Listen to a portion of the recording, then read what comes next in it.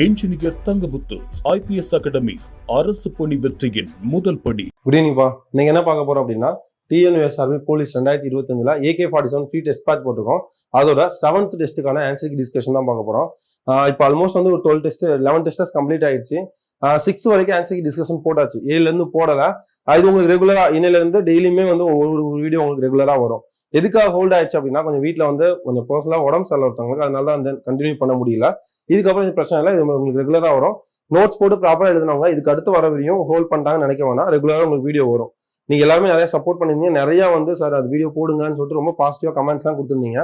ரொம்ப தேங்க்ஸ்ப்பா. இதுக்கப்புறம் ஃபர்தரா வீடியோஸ் நீங்க ரெகுலரா பாருங்க, உங்களுக்கு ரொம்ப யூஸ்ஃபுல்லா இருக்கும். ஓகே, நெக்ஸ்ட் வீடியோக்குள்ள போகலாம். ஃபர்ஸ்ட் கொஸ்டின், தமிழ்நாட்டில் தொழில் நகரம் என்று அழைக்கப்படுவது? தமிழ்நாட்டில் தொழில் நகரம் என்று அழைக்கப்படுவது விருதுநகர். நம்ம காஞ்சிபுரம் பார்த்த பாயிண்ட்ஸ் டிஸ்கஸ் பண்ணிடலாமா? காஞ்சிபுரம் அப்படிங்கிறது ஏரிகளின் மாவட்டம் சொல்லுவாங்களா? ஏரிகளின் மாவட்டம் சொல்லுவாங்க. வேற அகிர்தம் சொல்லுவாங்க. கல்வி நகரம் சொல்லுவாங்க. அதுக்கடுத்து கோவில்களின் நகரம் சொல்லுவாங்க. கோவில்களின் நகரம் சொல்லுவாங்களா? காஞ்சிபுரம். இதெல்லாம் இம்பார்ட்டன்டா வந்து பாக்ஸ்ல கொடுத்திருந்தது. மதுரை பார்த்தோம் அப்படின்னா தூங்கா நகரம்.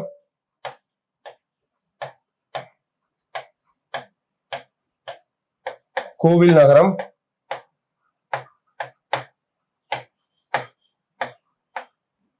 வணிக நகரம் சொல்லுவாங்களா? வணிக நகரம் சொல்லுவாங்க.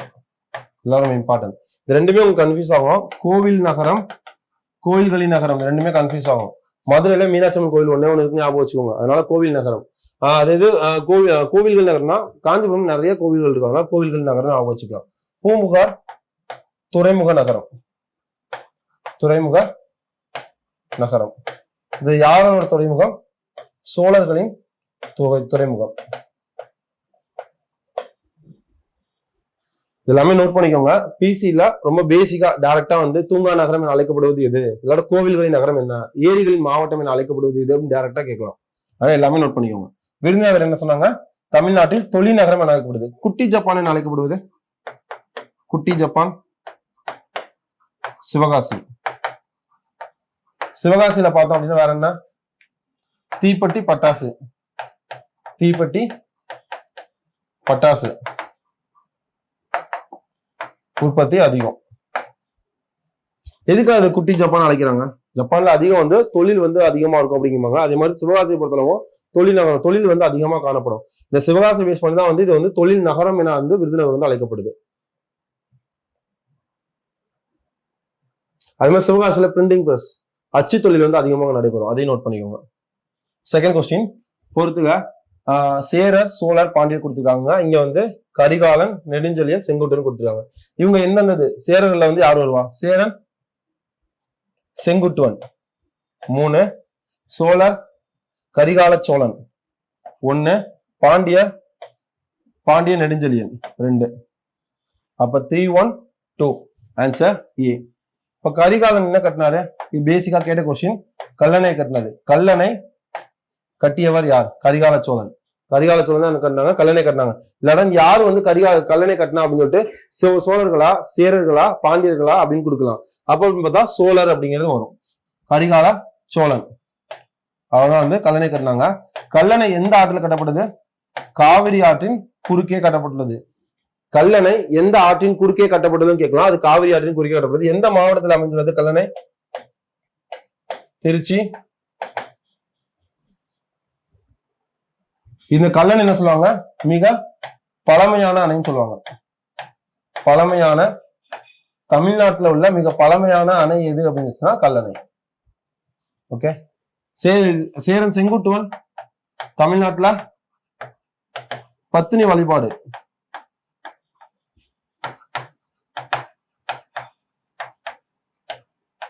வழிபாட்டை வந்து அறிமுகப்படுத்தினாங்க.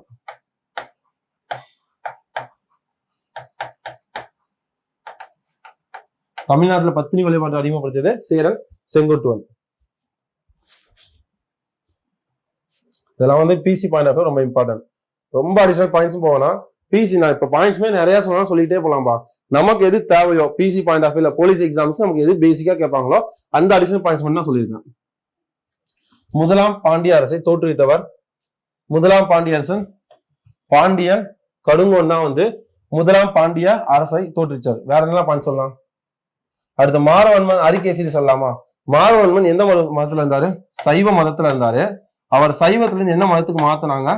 சமண மதத்துக்கு மாத்தினாங்க. இதை மாத்தினது யாரு? திருஞான சம்பந்தர்.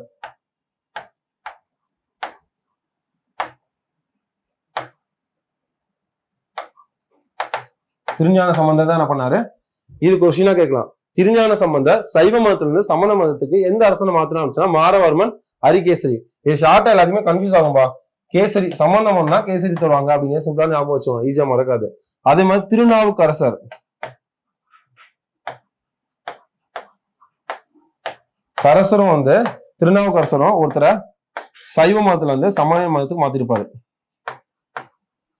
அது யாரு அப்படின்னா மகேந்திரவர்மன் ஸ்ரீ வல்லவன். ஸ்ரீ வல்லவன் அப்படிங்கிற என்ன பண்ணிருப்பாரு? திருநாவுக்கரசர் மாத்திருப்பாரு. ரெண்டு கொஸ்டின் இருக்கும். திருஞான சம்பந்தர் திருநாவுக்கரசர் ரெண்டுமே கன்ஃபியூஸ் ஆகும். திருஞான சம்பந்தர் சம்பந்தம் கேசரி ஞாபகம் வச்சுக்கோங்க. அப்போ மாரவர்மன் அரிகேசரிய சைவம், இதுவுமே முக்கியம். எந்த மதத்துல எந்த மதத்துக்கு மாத்தினாங்க அப்படிங்கிற முக்கியம். சைவ மதத்துல சமண மதத்துக்கு மாத்தினது யாரு? திருஞான சம்பந்தர். அதே திருநாவுக்கரசர் யாரு? அவருமே சைவத்துல சமயத்துக்கு தான் வந்து மகேந்திரவர்மன் ஸ்ரீ வல்லவன் என்ன பண்ணிருப்பாரு? மாத்திருப்பாரு.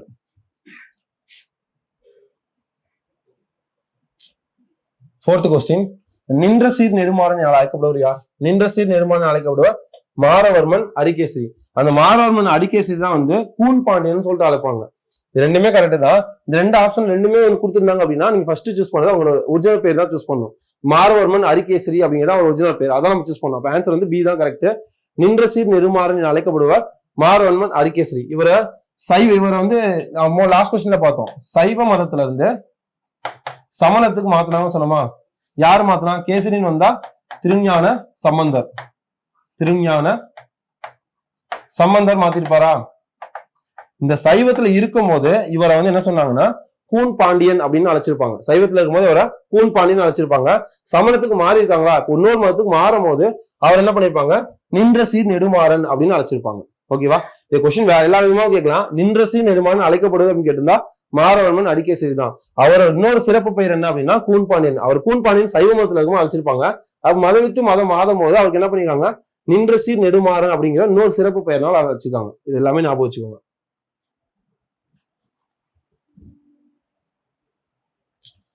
ஃபிஃப்த் கொஸ்டின், வெனிசு நகர பயணி மார்க்கோ போலோ யாருடைய காலத்தில் வருகை புரிந்தார்? யாருடைய காலத்துல? சடையவர்மன் ஸ்ரீ வல்லவன் அவருடைய காலத்துல எப்படி இருப்பாரு? வருகை புரிஞ்சிருப்பாரு. மார்க்கோ போலோ அப்படிங்கிறது எந்த நாட்டு பயணி? பயணிகள்லாம் பார்த்தலாம்.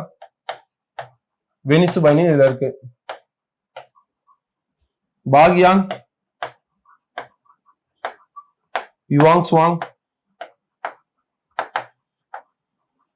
இவங்க ரெண்டு பேரும் சீன பயணி. இபின் பதுதா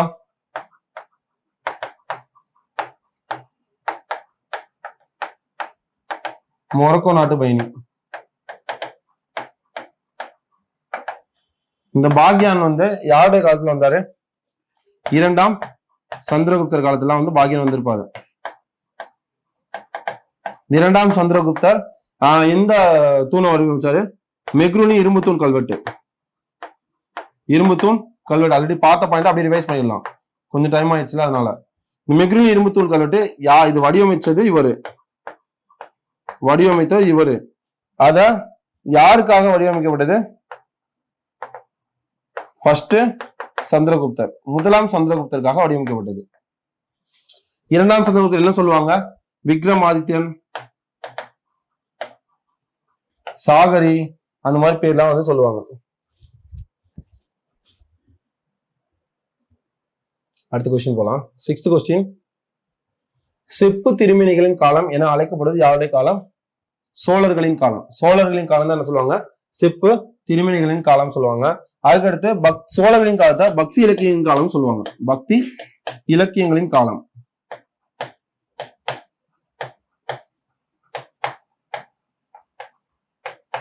காலம் சொல்லலாமா? இருண்ட காலம் என அழைக்கப்படுவது இருண்ட காலம் என அழைக்கப்படுவது கலப்பினர்கள் காலம். கலப்பினர்கள் காலம். அதே கட்டிடக்கலையின் பொற்காலம் என அழைக்கப்படுவது கட்டிடக்கலையின் பொற்காலம் முகலாயர்கள் காலம். அது முகலாயர்ல கட்டிடக்கலையில் அதிகமா இருந்தது ஷாஜகான். ஷாஜகான் வந்து என்ன பண்ணிப்பாரு, தாஜ்மஹால். தாஜ்மஹால் எந்த நதிக்கரையில் அமைந்துள்ளது? யமுனை நதிக்கரை.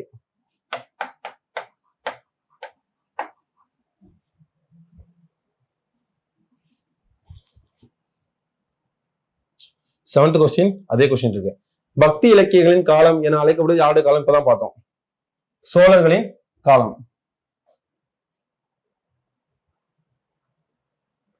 எய்த் கொஸ்டின், தண்டி என்ற அறிஞரால் எழுதப்படாத நூல் எது? தண்டி என்ற அவர் வந்து அறிஞர், அவர் வந்து எழுதின நூல்கள் வந்து தண்டை அலங்காரம் வந்து அவர் எழுதினதுதான். அடுத்து காவிய தரிசனம் அப்படிங்கிறது அவர் எழுதினதுதான். அடுத்து அவனி சுந்தரி கதையும் அவர் எழுதினதுதான். இந்த மூணுமே அவர் எழுதினதுதான். கிருதா அப்போ என்னது, இதான் வந்து கிருதா ஜீனியம் அப்படிங்கிறது அவர் எழுதுனது இல்ல, ராவியா அப்படிங்கிற ஒருத்தவங்க எழுதியிருப்பாங்க.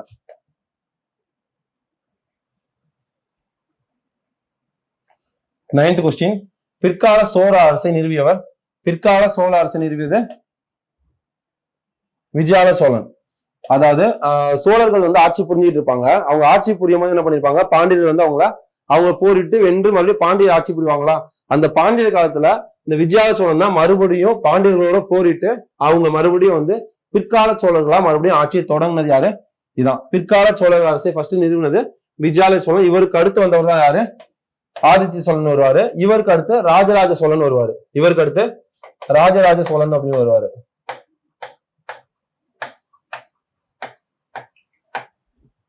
அதுக்கடுத்து ராஜேந்திர சோழன், ராஜராஜ சோழனோட பையன் தான் வந்து ராஜேந்திர சோழன் வருவாரு. அடுத்து லாஸ்ட் இந்த பிற்கால சோழனின் கடைசி அரசன் அப்படின்னா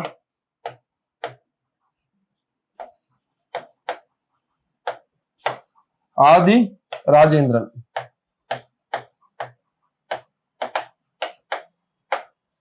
என்ன கொஸ்டின் பார்த்தோம்னா, பிற்கால சோழர்களின் அரசை நிறுவனம் யாருன்னா விஜயாலய சோழன் தான் என்ன பண்ணிப்பாரு, பிற்கால சோழ அரசை நிறுவியிருப்பாரு. அதுல கடைசி அரசன் ஆதி ராஜேந்திரன் அப்படிங்கிறது. அதுல ரொம்ப இம்பார்ட்டன்ட் பார்த்தா ராஜேந்திரன் பார்ப்போம். ராஜேந்திரன் என்னன்னா சொல்லுவாங்க அப்படின்னா, கடாரம் கொண்டான்,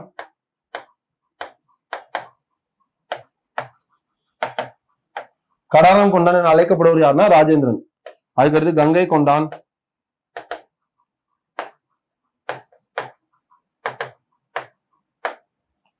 அப்படிங்கலாம் அழைப்பாங்க. அதுக்கப்புறம் இவர் என்ன கட்டினாரு,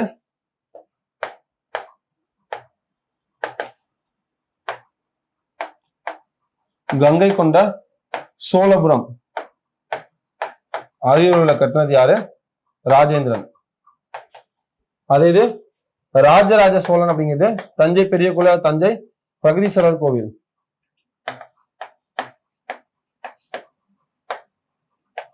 ஆலயம் அதை கட்டினது யாரு? ராஜராஜ சோழன். இதையுமே கன்ஃபியூஸ் பண்ணிக்காதீங்க. தஞ்சை பிரகதீஸ்வரர் கட்டினது ராஜராஜ சோழன். இது எப்ப யுனெஸ்கோல அங்கீகரிக்கப்படுது? 1987 அங்கீகரிக்கப்பட்டிருக்கும். அதை அப்படியே ஞாபகம் வச்சுக்கோங்க. கங்கை கொண்டான், கடாரம் கொண்டான் அழைக்கப்படுவது ராஜேந்திர சோழன்.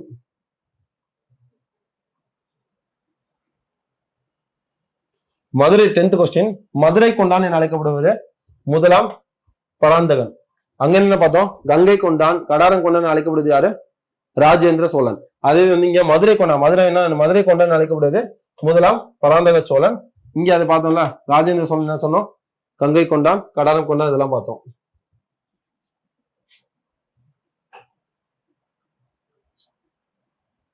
லெவன்த் கொஸ்டின், மும்முடி சோழன் என அழைக்கப்படுது. மும்முடி சோழன் என அழைக்கப்படுவது ராஜராஜ சோழன் தான் மும்முடி சோழன் சொல்லுவாங்க. இப்ப வந்து 2-3 பாத்துருக்கோம்பா. ராஜேந்திர அப்படியே கன்ஃபியூஸ் பண்ணாம பாத்துக்கலாம். ராஜேந்திர சோழன் என்ன சொல்லுவாங்க, கங்கை கொண்டான்,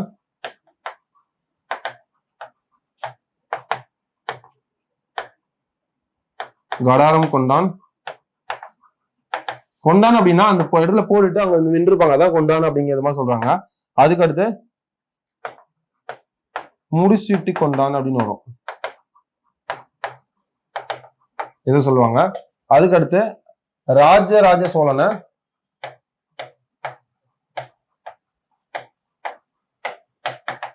மும்முடி சோழன் அப்படின்னு சொல்லுவாங்க.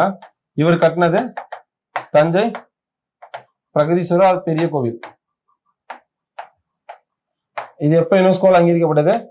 1987. இது எப்ப கட்டினாங்க?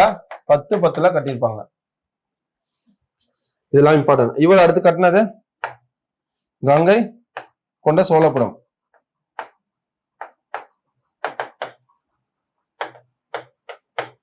அரியலூர். அதுக்கடுத்து வேற என்ன பார்த்தோம் இதுல? மதுரை கொண்டான் அழைக்கப்படுவது மதுரை கொண்டான் முதல் பராந்தக சோழன்.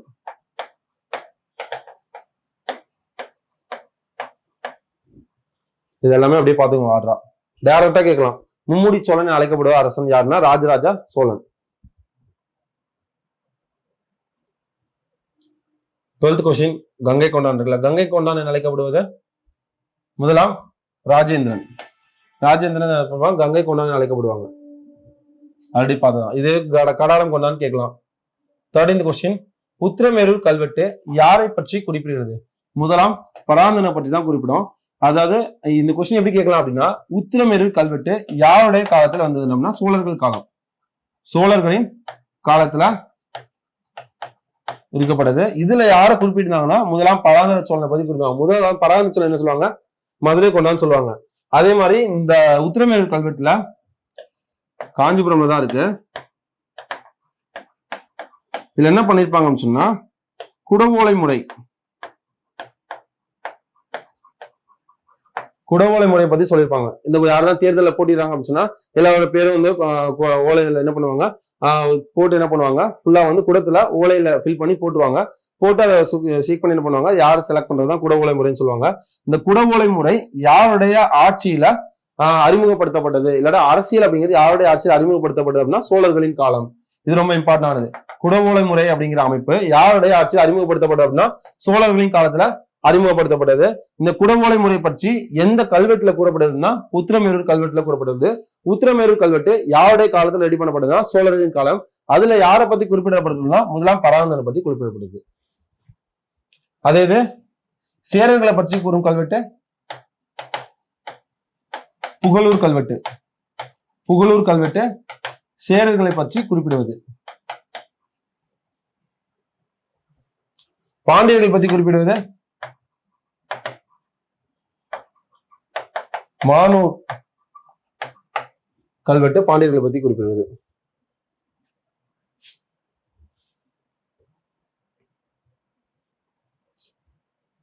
முடிஞ்சுல. அடுத்து 14 சேரர்களின் தலைநகரம் வஞ்சி. இது ஃபுல்லாவே அகைன் பார்த்துடலாம்பா. சேரர், சோழர், பாண்டியர்.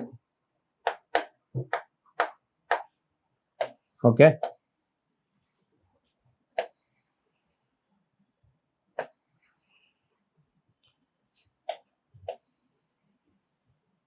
இவங்களோட சின்னம் அப்படின்னா இது பிசில கேட்ட பிவிக்கு கொஸ்டின் ரொம்ப ரொம்ப இம்பார்ட்டன்டான சின்னம்.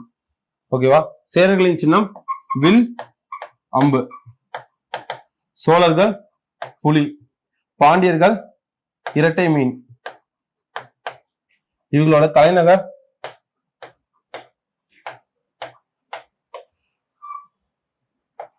வஞ்சி, கரூர். இங்க உறையூர், இங்க மதுரை. பாண்டியர்களோடது மதுரை. அடுத்து துறைமுகம்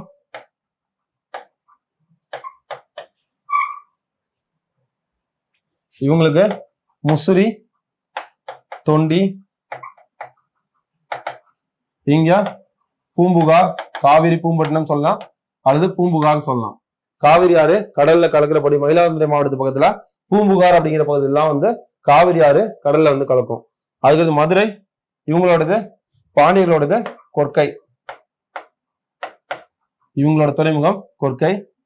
அடுத்து இவங்களோட பூ, இவங்களுக்கு பனம்பூ, யாருக்கு சேரர்களுக்கு, சோழர்களுக்கு அத்திப்பூ, இவங்களுக்கு வேப்பம்பூ.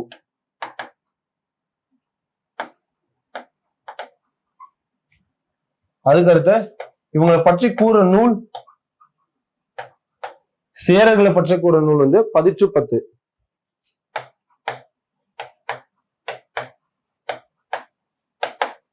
இது வந்து ஒரு 8 தொகை நூல். இது ஆப்ஷன்ல சேரர்களை பற்றி கூற நூல் வந்து 8 தொகை நூல், 10 பாட்டு நூல் அந்த மாதிரி கொடுத்தாங்கன்னா 8 தொகை நூல் எடுத்துக்கலாம். டைரக்டா நூல் கொடுத்தாங்கன்னா 10 அதே சோழர்களை பற்றி கூறுறது பட்டினப்பாலை, இது 10 பாட்டு நூல். பாண்டியர்களை பற்றி கூறுறது மதுரை காஞ்சி, இதெல்லாம் வந்து பாண்டியர்களை பற்றி கூற நூல். அதே மாதிரி இவங்களோட இது பார்த்தோம்ல, சேரர்களோட கல்வெட்டு அதே இதிலே சேர்த்துக்கோங்க. புகழூர் கல்வெட்டு, சோழர்களோட கல்வெட்டு உத்திரமேரூர் கல்வெட்டு காஞ்சிபுரம், பாண்டியர்களோட கல்வெட்டு மானூர் கல்வெட்டு. இதெல்லாமே அப்படியே எழுதிக்கோங்க. இல்ல டைரக்ட் கொஸ்டினா 1 மார்க் வரும் கம்பல்சரிப்பா.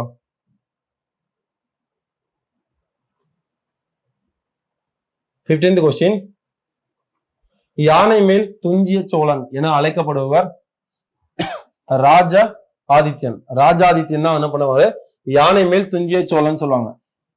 தக்கோல போர்ல வந்து என்ன பண்ணிருப்பாங்க அப்படின்னா, யானை மேல வந்து புல போரிட்டு வந்து வென்றிருப்பாங்க. அதான் வந்து என்னது, யானை மேல் துஞ்சிய சோழன் அழைக்கப்படுவது ராஜா ஆதித்யன் அப்படின்னு சொல்லுவாங்க. ராஜேந்திர சோழன் ஆல்ரெடி பார்த்தா, ராஜேந்திர சோழன் என்ன சொல்லுவாங்க, கடானம் கொண்டான், கங்கை கொண்டான், அதுக்கப்புறம் வந்து முடிசுட்டி கொண்டான் அப்படின்னு சொல்லுவாங்க. விஜயாலய சோழன் அப்படின்னா பிற்கால சோழ அரசை தோற்றுச்சியாரு விஜயாலய சோழன். ஆதித்ய சோழன் இவருக்கு அடுத்து வந்திருப்பாரு. அது பிற்கால சோழன் கடைசி சோழ அரசன் அப்படிங்கிறது ஆதி ராஜேந்திரன் அப்படிங்கிறது. ராஜேந்திரன் வேற என்ன இது கட்டிப்பாரு, கங்கை கொண்ட சோழபுரம் அரியலூர்ல கண்டது ராஜேந்திர சோழன். அதுக்கப்புறம் வந்து ராஜராஜ சோழன் தஞ்சை பிரகதீஸ்வரர் ஆலயம், அது எப்ப யுனெஸ்கோல அங்கீகரிக்கப்பட்டது, 1987 அங்கீகரிக்கப்பட்டது. அது எப்ப கட்டப்பட்டது, 10 கட்டியிருப்பாங்க. ராஜராஜ சோழன் எவ்வாறு அழைக்கப்படுவார், மும்முடி சோழன் அழைக்கப்படுவார். அதுக்கடுத்து மதுரை கொண்டான் அழைக்கப்படுவது முதலாம் பராந்தக சோழன். பாக்குற பாயிண்ட்ஸ் அப்படியே ரிவைஸ் பண்ணிடுங்கப்பா.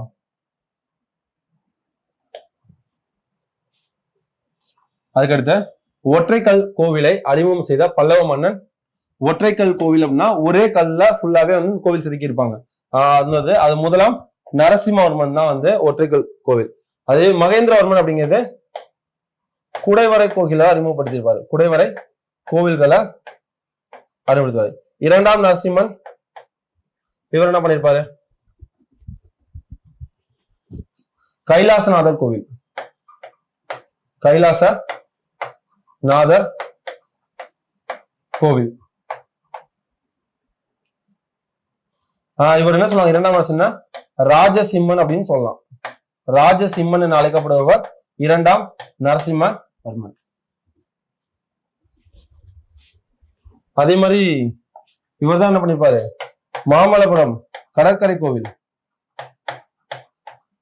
கடற்கரை கோவிலையும் இவர் தான் வந்து அறிமுகப்படுத்தியிருப்பாரு, கட்டியிருப்பாரு. மாமல்லபுரம் கடற்கரை கோவில் யுனெஸ்கோ அங்கீகரிக்கப்பட ஆண்டு ஆல்ரெடி பார்த்தோம் லாஸ்ட் இதுல 1984. அதையுமே ரிவைஸ் பண்ணிடுங்க. காஞ்சிபுரம் வைகுண்ட பெருமாள் கோவிலை கட்டியவர் வைகுண்டம் பெருமாள் கோவில்ல நந்தி இருக்கும் ஞாபகம் வச்சுக்கோங்க. 2 நந்தி இருக்கும் ஞாபகம் வச்சுக்கோங்க. காஞ்சிபுரம் வைகுண்ட பெருமாள் கோவில்ல இருக்கும் 2 நந்தி இருக்கும். அப்ப 2ஆம் நந்திவர்மன் ஞாபகம் வச்சுக்கலாமா. அதே இது கைலாசநாதர் கைலாசநாதர் கோவில் கட்டினது ரெண்டுமே பார்த்துக்கோங்க. 2ஆம் நரசிம்மவர்மன், 2ஆம்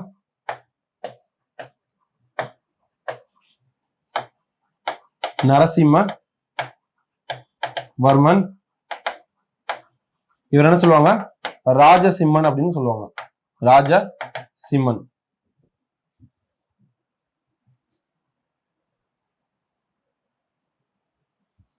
கொஸ்டின், பொன் வேய்ந்த சோழன் என அழைக்கப்படுவார். பொன் வேய்ந்த சோழன் அப்படின்னு என்ன அப்படின்னா, நடராஜன் சிதம்பரம் நடராஜன் கோவில் இருக்கும்ல, அந்த இதுல வந்து அந்த கோபுரம் இருக்கும்ல, அந்த வந்து கூரை வந்து பொன்ல வேய்ந்திருப்பாரு அப்படிங்கிறது தான் வந்து பொன் வேய்ந்த சோழன் சொல்லுவாங்க.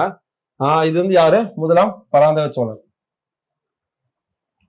பராந்தக சோழன் தான் என்ன பண்ணிருப்பாரு, பொன்வேந்த சோழன் அப்படின்னு சொல்லுவாங்க. Answer A.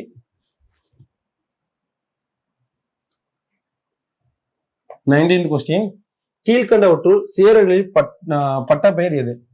சேரர்களை சொல்றாங்கல்ல, பாண்டியன், நெடுஞ்செழியன் அதுன்னு சொல்றாங்கல்ல, அந்த மாதிரி எது எது வரும்? சேர இரும்பொறை அப்படின்னு சொல்றாங்க. அது மாதிரி துணை பெயர் பட்ட பெயர் எதுக்கெல்லாம் சொல்லுவாங்க அப்படின்னா, மலையர் சொல்லுவாங்க, வானவர் சொல்லுவாங்க, வில்லர் சொல்லுவாங்க. மூணுமே வந்து சேரர்களுக்குரியதான். அப்ப அனைத்துமே சரி. ஆன்சர் இதுதான். சேரர்களின் பட்ட பெயர் அப்படின்னா, சேரர்களுக்கு என்னென்ன பட்ட பெயர்லாம் சொல்லுவாங்கன்னா, மலையர், வானவர், வில்லன், வில்லவர், இரும்பொறை,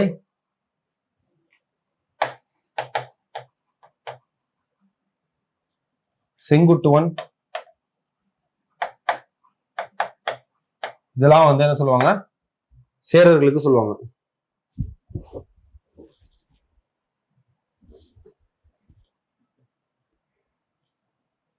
இருபதாவது கொஸ்டின், தன் பேரில் நாணயங்களை வெளியிட்ட அரசன் சேரன் இரும்பொறை.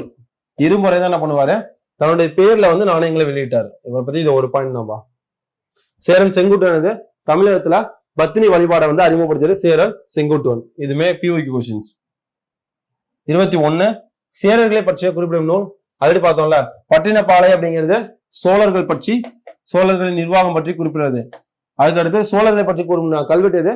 உத்திரமேரூர் கல்வெட்டு. அது என்ன குறிப்பிடப்பட்டிருந்தது? குடவோலை முறை பற்றி குறிப்பிடப்பட்டிருந்தது. இது எல்லாமே ஆர்டரா பார்த்துக்கோங்க. மதுரை காஞ்சி அப்படிங்கிறது பாண்டியர்கள் பற்றி குறிப்பிடுறது. பரிபாடல் அப்படிங்கிறது ஒரு இசை, இதை பத்தி 10 பாட்டு இல்ல, பதிற்று 10, பதிற்று 10.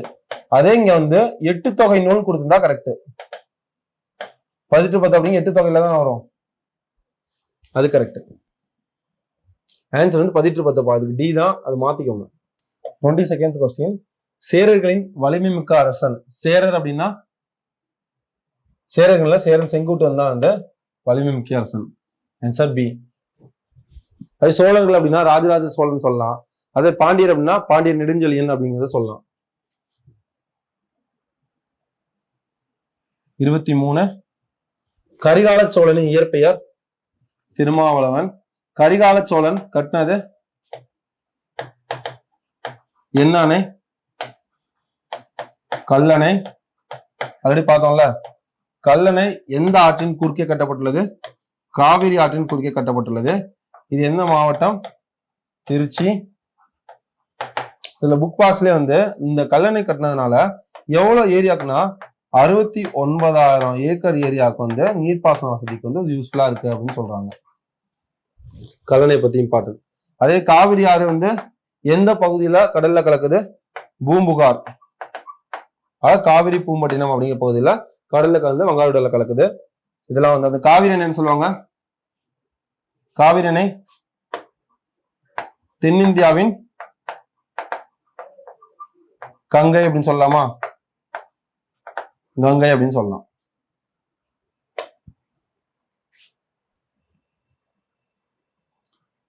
இருபத்தி 24, சோழர்களின் பட்டப்பெயர் அதாவது சேரர் பார்த்தோம்லாங்க. அது மாதிரி சோழர்கள்ல கிள்ளின்னு சொல்லுவாங்க, வளவன் சொல்லுவாங்க, சென்னின்னு சொல்லுவாங்க.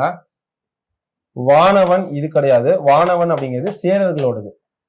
வானவன், இரும்பொறை, குட்டுவன் அப்படிங்கிறதுலாம் வந்து சேரர்களோடது. அது இது பார்த்துட்டோம்ல. அது மாதிரி சென்னிங்கம்மா செம்பி அப்படிங்கிறதும் செம்பியன் அப்படிங்கிறதும் வந்து அதாவது சோழர்களுக்கு கிள்ளி, வளவன், சென்னி, செம்பியன். பாக்ஸ் கொஸ்டின் அப்படியே கொடுத்துருக்காங்கப்பா. இந்த பட்டப்பெயர்கள் வச்சு அழைக்கப்படுறது சோழர்கள். அதே இது சேரர்களுக்கு என்னென்னலாம் பார்த்தோம்? வளவன், வானவன், அதுக்கப்புறம் வந்து குட்டுவன், இரும்பொறை அப்படிங்கிறதுலாம் சேரர்களுக்கு வரும். அதே பாண்டியர்களுக்கு தென்னன்,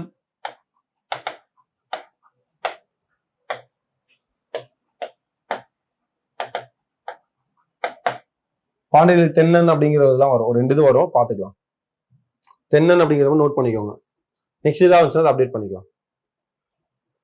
25, ராஜ சுய யாகத்தை நடத்திய சோழ அரசன் யாரு? பெருநர் கிள்ளி. பெருநர் கிள்ளி தான் என்ன பண்ணிருப்பாரு? ராஜ சுய யாகத்தை நடத்தினாரு. அதுக்கடுத்து வந்து வேற ராஜேந்திர சோழன் பத்தி ஆல்ரெடி பார்த்ததுதான். கங்கை கொண்டான், கடரம் கொண்டான் எல்லாம் வந்திருக்கும். ராஜராஜ சோழன் பார்த்தது அப்படியே ரிவைஸ் பண்ணுங்க. தஞ்சை பிரகதீஸ்வரர் கோயில் யாராக கட்டப்பட்டது? ராஜராஜ சோழனால் கட்டப்பட்டுள்ளது. எந்த வருஷம் யுனெஸ்கோ அங்கீகரிக்கப்பட்டது? 1987. பட்டினப்பாலை எந்த மரபை இழக்கிறது? பட்டினப்பாலை அப்படின்னா சோழ மரபு தான். சேரர்களை பத்தி கூறுவது பதிற்று 10. பாண்டியர் பத்தி கூறுவது மதுரை காஞ்சி. களப்பினர்களின் காலம் இருண்ட காலம் என அழைக்கப்படுகிறது. 27.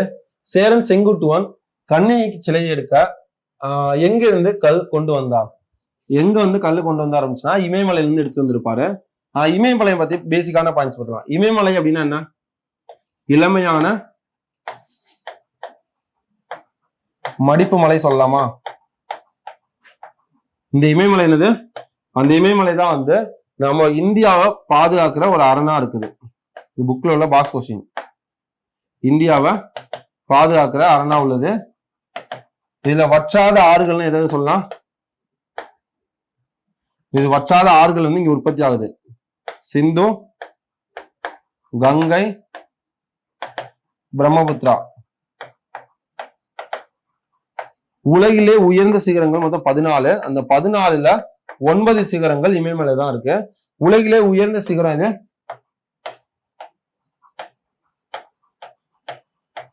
உயர்ந்த சிகரம் எவரெஸ்ட். Height 8848 metre. இது எந்த மலையில இருக்கு? இமயமலையில தான் இருக்கு எவரெஸ்ட். அதுக்கடுத்து இதுல வேற என்ன பார்க்க போகலாம்? இளமையான மடிப்புமலை பார்த்தோமா? அதே கம்பேரிங் பண்ணினோன்னு பார்த்தோம்னா மிக பழமையான மடிப்புமலை பார்க்கலாமா? பழமையான மடிப்புமலை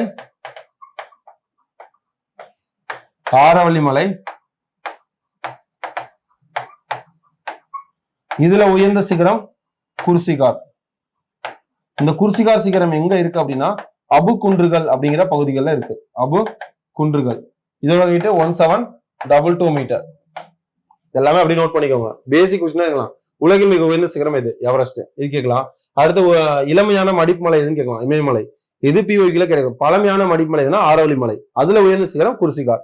அதுக்கு அடுத்து எவ்வளவு ஹைட்? அது எங்க இருக்குன்னா அபு குன்றுகள் அப்படிங்கிற பகுதிகளில் இருக்கு.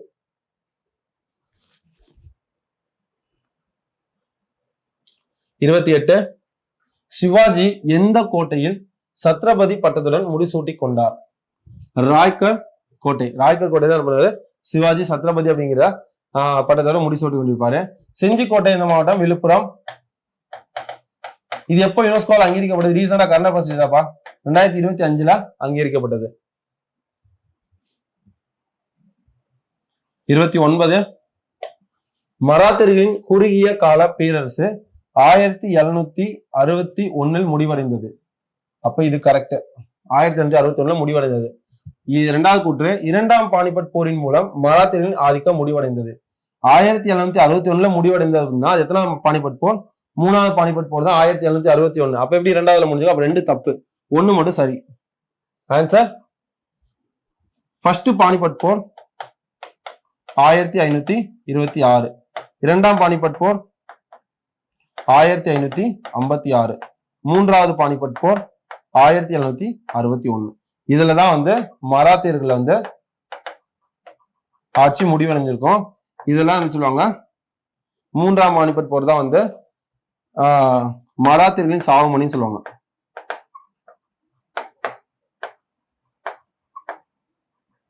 அதே மாதிரி முதல் பானிபட் போர் வந்து டெல்லி சுல்தான் அந்த ஆட்சியின் சாவுமணி. டெல்லி சுல்தான் ஆட்சியில சாவுமணி அப்படிங்கிறது முதலாம் பானிபட் போர். இப்ராஹிம் லோடிக்கும் உங்களுக்கும் வந்து போர் நடந்து இப்ராஹிம் லோடி தோட்டு அதுக்கு அடுத்து ஆட்சி இருக்கும் முகலாயர்கள்.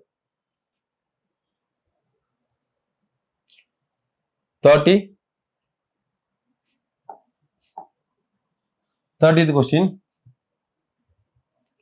சங்க காலத்தில் பயன்படுத்தப்பட்ட எழுத்து முறை எது? சங்க காலங்கள்ல தமிழ் பிராமி எழுத்து முறைகள் தான் பயன்படுத்தப்பட்டது. ஆக தேவநாகரி அப்படிங்கிறது எங்க பார்த்தோம்? தேவநாகரி அப்படிங்கிறது அலகாபாத் தூண் கல்வெட்டுல பார்த்தோமா? சமுத்திரகுப்தர் காலத்துல ஹரிசேனர் அப்படிங்கிற ஒருத்தர் வந்து வடிவமைச்சிருப்பார்ல சமுத்திரகுப்தருக்காக. அதுல வந்து தேவநாகரி அப்படிங்கிற எழு வடிவத்திருக்கும். 33 வரிகள் இருக்கும். அதுல புருஷாங்கிற வார்த்தை இருக்கும். அதெல்லாம் பார்த்தோம். அதெல்லாம் அப்படியே ரிவைஸ் பண்ணிருங்க. 31 புரந்தர் உடன்படிக்கை ஏற்பட்ட ஆண்டு 1665 தான். 1565 எங்க இருக்கு? 2 இடத்துல தான் இருக்கு. அப்ப இதுவும் வராது, இதுவும் வராது. ஜூன் 11 1665 தான் புரந்தர் உடன்படிக்கை ஏற்பட்ட ஆண்டு. அதாவது போர் நடக்குது, 2 பேரும் என்ன பண்ணிருப்பாங்க, எனக்கு இந்த போர்லாம் வேணாம், நீ வந்து ஒப்புதல் கொடுத்தலாம் அப்படின்னு 2 பேரும் ஒப்பந்தம் படிக்க போறதா வந்து உடன்படிக்கை அப்படிங்கிறது. 32 புகழ்பெற்ற பாரசீக கவிஞர் அமீர் குஸ்ருவை ஆதரித்தவர் பால்பன். இந்த அமீர் குஸ்ரு என்ன சொல்லுவாங்க? இந்திய கிளின்னு சொல்லுவாங்களா?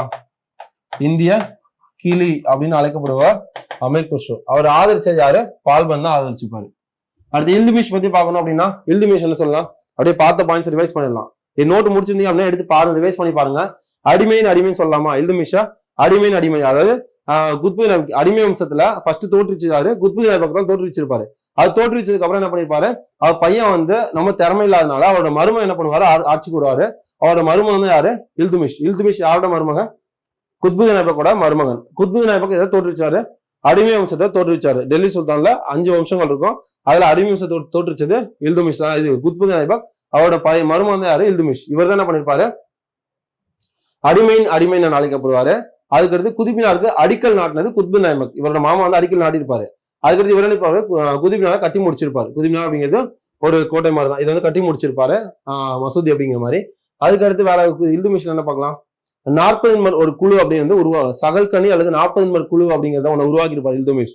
அதுக்கடுத்து பார்த்த பாயிண்ட்ஸ்லாம் அப்படியே ரிவைஸ் பண்ணிருங்க. இல்துமிஷ் பார்த்தோம் அப்படின்னா அடிமை எல்லாரும் அப்படியே நோட் பண்ணி வச்சுக்கோங்க. அதுக்கடுத்து 40 குழுவை உருவாக்கியிருப்பாரு. அதுக்கடுத்து இக்தா அப்படிங்கிற ராணுவ வீரர்களுக்கு, இக்தா அப்படிங்கிற நிலங்கள் வந்து, இக்தா அப்படின்னா நிலங்கள், ராணுவ வீரர்களுக்கு கொடையாக அழைக்கும் நிலங்கள் இக்தாக்கள் அழைக்கப்படுது. அதாவது இக்தாக்கள் அழிச்சிருப்பாரு. அதுக்கடுத்து குதுபினார கட்டினாரு. குதுபினாருக்கு அடிக்கல் நாட்டினது இது குத்புதீன் ஐபக். அதை கட்டி முடிச்சது இவரு இல்துமிஷ். வேற என்ன பண்ணலாம் பார்த்தோம்? 40 கூட சகல்கனி கூட சொல்லலாம். அதுக்கடுத்து அலாவுதீன் கில்ஜி, இவரோட அடிமை மாலிக் கபூர். தென்னிந்திய படையெடுப்புக்கு வந்து இவர் தான் வந்து அனுப்புவாங்க. அதுக்கடுத்து அலந்தர் வாசா அப்படிங்கிறத வந்து பில் பண்ணது அலாவுதீன் கில்ஜி தான். இப்ராஹிம் லோடி வம்சத்தின் கடைசி அரசன், டெல்லி சுல்தானே கடைசி அரசன். டெல்லி சுல்தானுக்கு ஆட்சிக்கு முடிவு கட்டிய போர் முதலாம் பானிபட் போர் 1526 அப்படின்னு நோட் பண்ணிக்கோங்க. 33வது கொஸ்டின், தாஜ்மஹால் எந்த நதிக்கரையில் அமைந்துள்ளது? யமுனை நதிக்கரை. தாஜ்மஹால் எந்த நதிக்கரை? யமுனை நதிக்கரையில் அமைஞ்சிருக்கும். தாஜ்மஹால் வந்து எந்த கல்லினால கட்டப்பட்டது? வெள்ளை பளிங்கு கற்களால கட்டப்பட்டது. வெள்ளை பளிங்கு கற்களால, பாஸ் கொஸ்டின், கற்களால கட்டப்பட்டது. கட்டினது ஷாஜகான். ஷாஜகான் தான் கட்டியிருப்பாரு.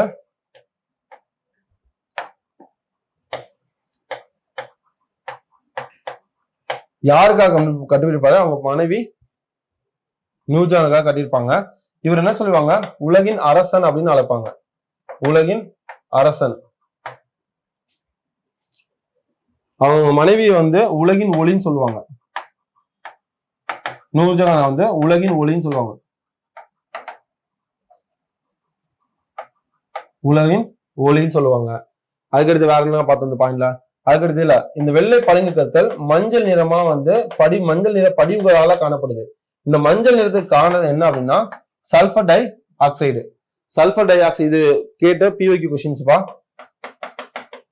தாஜ்மஹால் எந்த கல்லால கட்டப்படுது? வெள்ளை பளிங்கு கற்களால் கட்டப்படுது. அது வந்து மஞ்சள் படிவுகளால ஆகியிருக்கு. அந்த மஞ்சள் படிவுக்கு காரணம் என்ன அப்படின்னா அவங்க சுத்திகரிப்பு தொழிற்சாலைனால வந்து அது அங்க வந்து மஞ்சள் படிவு சல்பர் டை ஆக்சைடுனால அங்க மஞ்சள் நிற படிவுகள் வந்து ஆகுதுன்னு சொல்றாங்க. அது எந்த நதிக்கரையில் அமைஞ்சுள்ளது? யமுனை நதிக்கரை. அடுத்து கங்கைக்கு நம்ம பார்த்த பாயிண்ட்ஸ் ரிவைஸ் பண்ணிடலாமா? கங்கை எங்க உற்பத்தி ஆகுது? கங்கோதரி அப்படிங்கிற பிளேஸ்ல உற்பத்தி ஆகுது. கங்கை உற்பத்தி ஆகுற இடத்துல இருந்து உற்பத்தி ஆகி யமுனை எந்த பகுதிகளில் கங்கையோட கலக்குது? அலகாபாத் அப்படிங்கிற பகுதியில் தான் கங்கை வந்து யமுனை வந்து கங்கையோட கலக்குது. கங்கை வந்து வங்காளத்துல என்ன சொல்லுவாங்க? கங்கையா வங்காளத்துல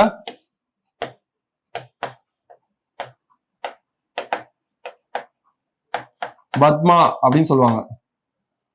அதே இது பிரம்மபுத்திரா வங்காளத்துல என்ன சொல்லுவாங்க? ஜமுனா அப்படின்னு சொல்லுவாங்க. இது ரெண்டு இணையிறது என்னன்னு சொல்லுவாங்க? மேக்னா அப்படின்னு சொல்லுவாங்களா? அதே பிரம்மபுத்திராவை திபெத்லன்னு சொல்லி டெக்னிக்கல் நேமா இருக்குப்பா. நேம்லாம் நல்லா திபெத்லன்னு சொல்லுவாங்க. பிரம்மபுத்திராவை திபெத்ல இது ஒரு நேம் வரும், அந்த நேமும் பார்த்து வச்சுக்கோங்க. அதுக்கடுத்து கோதாவரி.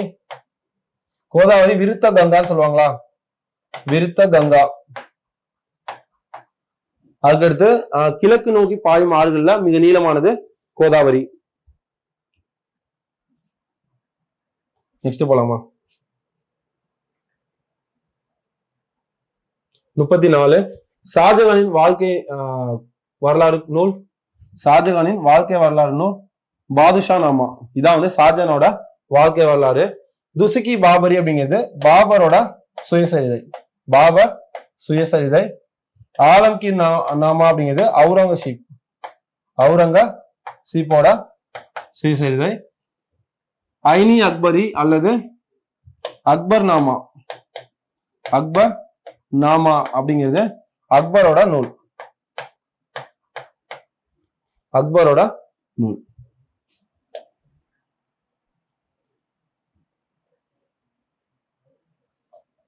இந்த அபுல் பாசர் அப்படிங்கிறது தான் வந்து அக்பர் நாமா அப்படிங்கிற நூலை வந்து அக்பரோட வரலாறு வந்து எழுதியிருப்பாரு. அடுத்து 35 அபுல் பாசல் அப்படிங்கிறது அப்ப அக்பர் ரெண்டா. இங்க ரெண்டு ஃபர்ஸ்ட் எங்களுக்கு இது வராது, இது வராது, இது வராது. அப்ப டைரக்டா ஆன்சர் இதான் சூஸ் பண்ணிடலாம். Answer C. அப்ப அபுல் பாசல் அப்படிங்கிறது அக்பர். ஜிம்மா மசூதி யாரால் கட்டப்படுது? ஷாஜகானால் கட்டப்பட்டுள்ளது. பாதுஷா மசூதி 1 அவுரங்கசீப்பால் கட்டப்பட்டுள்ளது. புராண கிலா ஷெர்ஷா. அப்ப ஆன்சர் சி. 36 பொறுத்துக. கிருஷ்ணதேவராயர் அமுக்த மால்யுதா. இது கரெக்ட். அப்போ 1 எங்க இருக்கு? இது வராது, இது வராது. இந்த ரெண்டுல ஏதாவது ஒண்ணுதான் வரலாம். அல்லசானி பெத்தன்னா மனு சரித்ரா கரெக்ட். அப்ப 2 கரெக்ட். ரெண்டுலயுமே இருக்கு. ஆசா கங்கதரா ஜெகநாத பண்டிதர் இதுவும் கரெக்ட். அப்ப 3. அப்ப ஆன்சர் இதுதான். குரு கிரகந்தம் குரு அர்ஜுன சிங் இதுவுமே கரெக்ட். ஆன்சர் 1 2 3 4 ஏ. 37 உலகை வெல்பவர் என அழைக்கப்படுவர் அவுரங்கசீப். உலகை வெல்பவர் என அழைக்கப்படுவர் அவுரங்கசீப். உலகின் ஒளி என அழைக்கப்படுவது நூர்ஜஹான். அதே உலகின் அரசன் என அழைக்கப்படுவது ஷாஜகான். அதே உலகை வென்றவர் என அழைக்கப்படுவது ஜஹாங்கீர். இதை அப்படியே நோட் பண்ணிக்கோங்க. உலகின் ஒளி என அழைக்கப்படுவது நூர்ஜஹான். உலகின் அரசன் என அழைக்கப்படுவது ஷாஜகான். உலகை வென்றவர் அப்படின்னு அழைக்கிறது ஜஹாங்கீர். உலகை வெல்பவர் அப்படின்னு அழைக்கிறது அவுரங்கசீப். ரெண்டுமே கன்ஃபியூஸ் ஆகும்பா. 38 இபின் பதுதா மொரக்கோ நாட்டு பயணி 2. எல்லாத்துமே 2 தான் இருக்கு. மார்க்கோ போலோ வெனிஸ் நகர பயணி 3 2 3 இது 2 தான் இருக்கு. அப்ப இதுவும் வராது, இதுவும் வராது. நிக்கோலோ கோண்டி இத்தாலிய பயணி 4. ஆன்சர் இதுதான். அப்ப இது வராது. அப்ப 2 3 4 1 ஆன்சர் பி. பாக்யான் சீன பயணி. யுவாங்சுவாங் சீன பயணி. யுவாங்சுவாங்கோட பயண குறிப்பு சியூக்யூ. யுவாங்சுவாங் வந்து 4 நாளையும் கல்வி கற்றிருக்காரு. அதுக்கப்புறம் வந்து காஞ்சிபுரத்துலயும் வந்து நிறைய கல்வி நிலையங்களை கல்வி கற்றிருக்காரு. அதுக்கப்புறம் வந்து வேற என்ன பார்த்தோம்? பாக்யான் வந்து யாருடைய காலத்துல இந்தியாவுக்கு வந்தாரு? 2ஆம் சந்திரகுப்தர். 2ஆம் சந்திரகுப்தரை பற்றி எந்த கல்வெட்டை வடிவமைச்சாரு? மெக்ரூனின் இரும்புத்தூண் கல்வெட்டு டெல்லியில இருக்கிறது. அந்த மெக்ரூனின் இரும்புத்தூண் கல்வெட்டு யாருக்காக வடிவமைக்கப்பட்டது? 1ஆம் சந்திரகுப்தருக்காக வடிவமைக்கப்பட்டது. வேறலாம் என்ன பாயிண்ட் பார்த்தோம்? இவர் என்ன 2ஆம் சந்திரகுப்தர் என்ன அழைப்பாங்க? விக்ரமாதித்தன், சாகரி அப்படின்னு அழைப்பாங்க. கவிராஜான்னு அழைக்கப்படுறது சமுத்திரகுப்தர். வேற சரி பார்த்த பாயிண்ட்ஸ் அப்படி போய் ரீகால் பண்ணிருங்கப்பா. 39 கன்வா போர் 1527. காலவரிசை எப்படி போர்கள் இருக்குதா? சௌசா போர், கன்னோசி போர், சந்தேரி போர். 2 நிமிஷம் ஆஃப் பண்ணு. இந்த கொஸ்டின்ல இருந்து அப்படின்னு கேட்குறாங்க. 39 காலவரிசைப்படி போர்களை வரிசைப்படுத்துக. கன்வா போர், சௌசா போர், கன்னோசி போர், சந்தேரி போர். ஃபர்ஸ்ட் இதுக்கு இயர்ஸ் ஃபர்ஸ்ட் எழுதிக்கலாம். கன்வா போர் அப்படிங்கிறது 1527. சவுசா போர் அப்படிங்கிறது 1539, கன்னோசி போர் அப்படிங்கிறது 1540, சந்தேரி போருங்கிறது 1528. ஃபர்ஸ்ட் வருது என்னது கன்வா போர் 1, ரெண்டாவது சந்தேரி போர் 4, 1 4. அப்ப 1 4 இங்கதான் இருக்கு, இது எதுவுமே கிடையாது. கன்னோசி போர் லாஸ்ட் ஆகும், சவுசா போர் 2, அடுத்து 3. அப்ப ஆன்சர் ஏ. 40வது கொஸ்டின், டெல்லி சுல்தான்களின் வாழ்க்கை வரலாற்றை கூறும் நூல் தாஜுல் மஆசிர். இது கரெக்ட்னு சொல்றாங்க. ரெண்டாவது நூலை எழுதியவர் மின்ஹஜ் உத் சிராஜ். இது கூற நூல் வந்து தாஜுல் மஆசிர் தான் கரெக்ட். இது கரெக்ட். டெல்லி சுல்தானோட வாழ்க்கை வரலாற்று கூறுது, இது கரெக்ட். இந்த நூலை எழுதியவர் வந்து இவர் கிடையாது, நிசாமி அப்படிங்கிற வரும். நிசாமி அப்படிங்கிறத தான் எழுதியிருப்பாரு. அப்ப கூற்று 1 மட்டும் சரி. Answer A. 41, இல்துமிஸ் பற்றிய கூற்றுகள்ல சரியானதை தெரிஞ்சுக்க. இல்துமிஸ் பற்றி பார்த்தோம்ல, அடிமையின் அடிமையின் அழைக்கப்படுவார், கரெக்ட். லக்பாக்ஷன் அழைக்கப்படுவது இது தப்பு. லக்பாக்ஷன் அழைக்கப்படுவது குத்புதீன் ஐபக். குத்புதீன் ஐபக் தான் லக்பாக்ஷா அப்படின்னு சொல்லுவாங்க. சகல்கானி அல்லது நாற்பது உருவாக்குனது இல்துமிஸ் தான், கரெக்ட். குதிப்பினார் பணி நிறைவு செஞ்சது இவரு. அது குதிப்பினாருக்கு அடிக்கல் நாட்டினதுன்னு கொடுத்திருந்தா யாரு? குத்புதீன் ஐபக். அப்ப வந்து 2 மட்டும் தப்பு, 1 3 4 சரி. Answer B. 1 3 4 சரி. 42, விவசாய கடன்களை ரத்து செய்த டெல்லி சுல்தான். விவசாய கடன் பெரஷா துக்ளக். இந்த பெரஷா துக்ளக் என்ன பண்ணிருப்பாரு? வேலை வாய்ப்பு அலுவலகம் வந்து ஆரம்பிச்சுப்பாரு பெரஷா துக்ளக். திருமணத்துக்கு உதவித்தொகை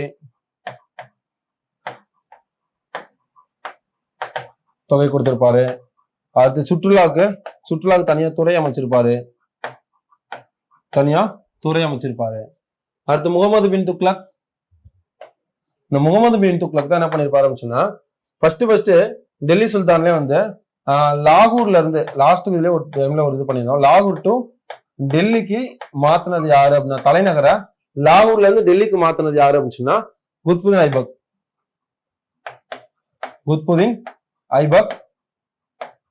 இந்த முகமது துக்ளக் என்ன பண்ணிருப்பாருன்னு சொன்னா, அது டெல்லியில இருந்து தௌலதாபாத்துக்கு மாத்திருப்பாரு. அடுத்து மறுபடியும் பண்ணிருப்பாரு, தௌலதாபாத் டெல்லிக்கு மாத்திருப்பாரு தலைநகர. அதனால நிறைய இழப்பு வந்திருக்கும். மக்கள் நிறைய பேர் நடைபயணமாவே கூட்டு போயிருப்பாங்க. அப்ப கூட்டு போனதுனால நிறைய இழப்பு ஏற்பட்டதுனால என்னது, மக்கள் நிறைய இருந்திருப்பாங்க. அப்படிங்கிறனால இவர் வந்து அறிவில்லாதவர் அப்படிமா சம்திங் சொல்லுவாங்க. அதுக்கடுத்து அலாவுதீன் கில்ஜி, அலந்தர் வாசா அப்படிங்கிறத பில்ட் பண்ணது அலாவுதீன் கில்ஜி. அதுக்கப்புறம் இவரோட அடிமை மாலிக் கபூர். அங்காடி சீர்திருத்தம் கொண்டு வந்தது அலாவுதீன் கில்ஜி. அங்காடி சீர்திருத்தம், இது ரொம்ப இம்பார்ட்டன்டான கொஸ்டின்.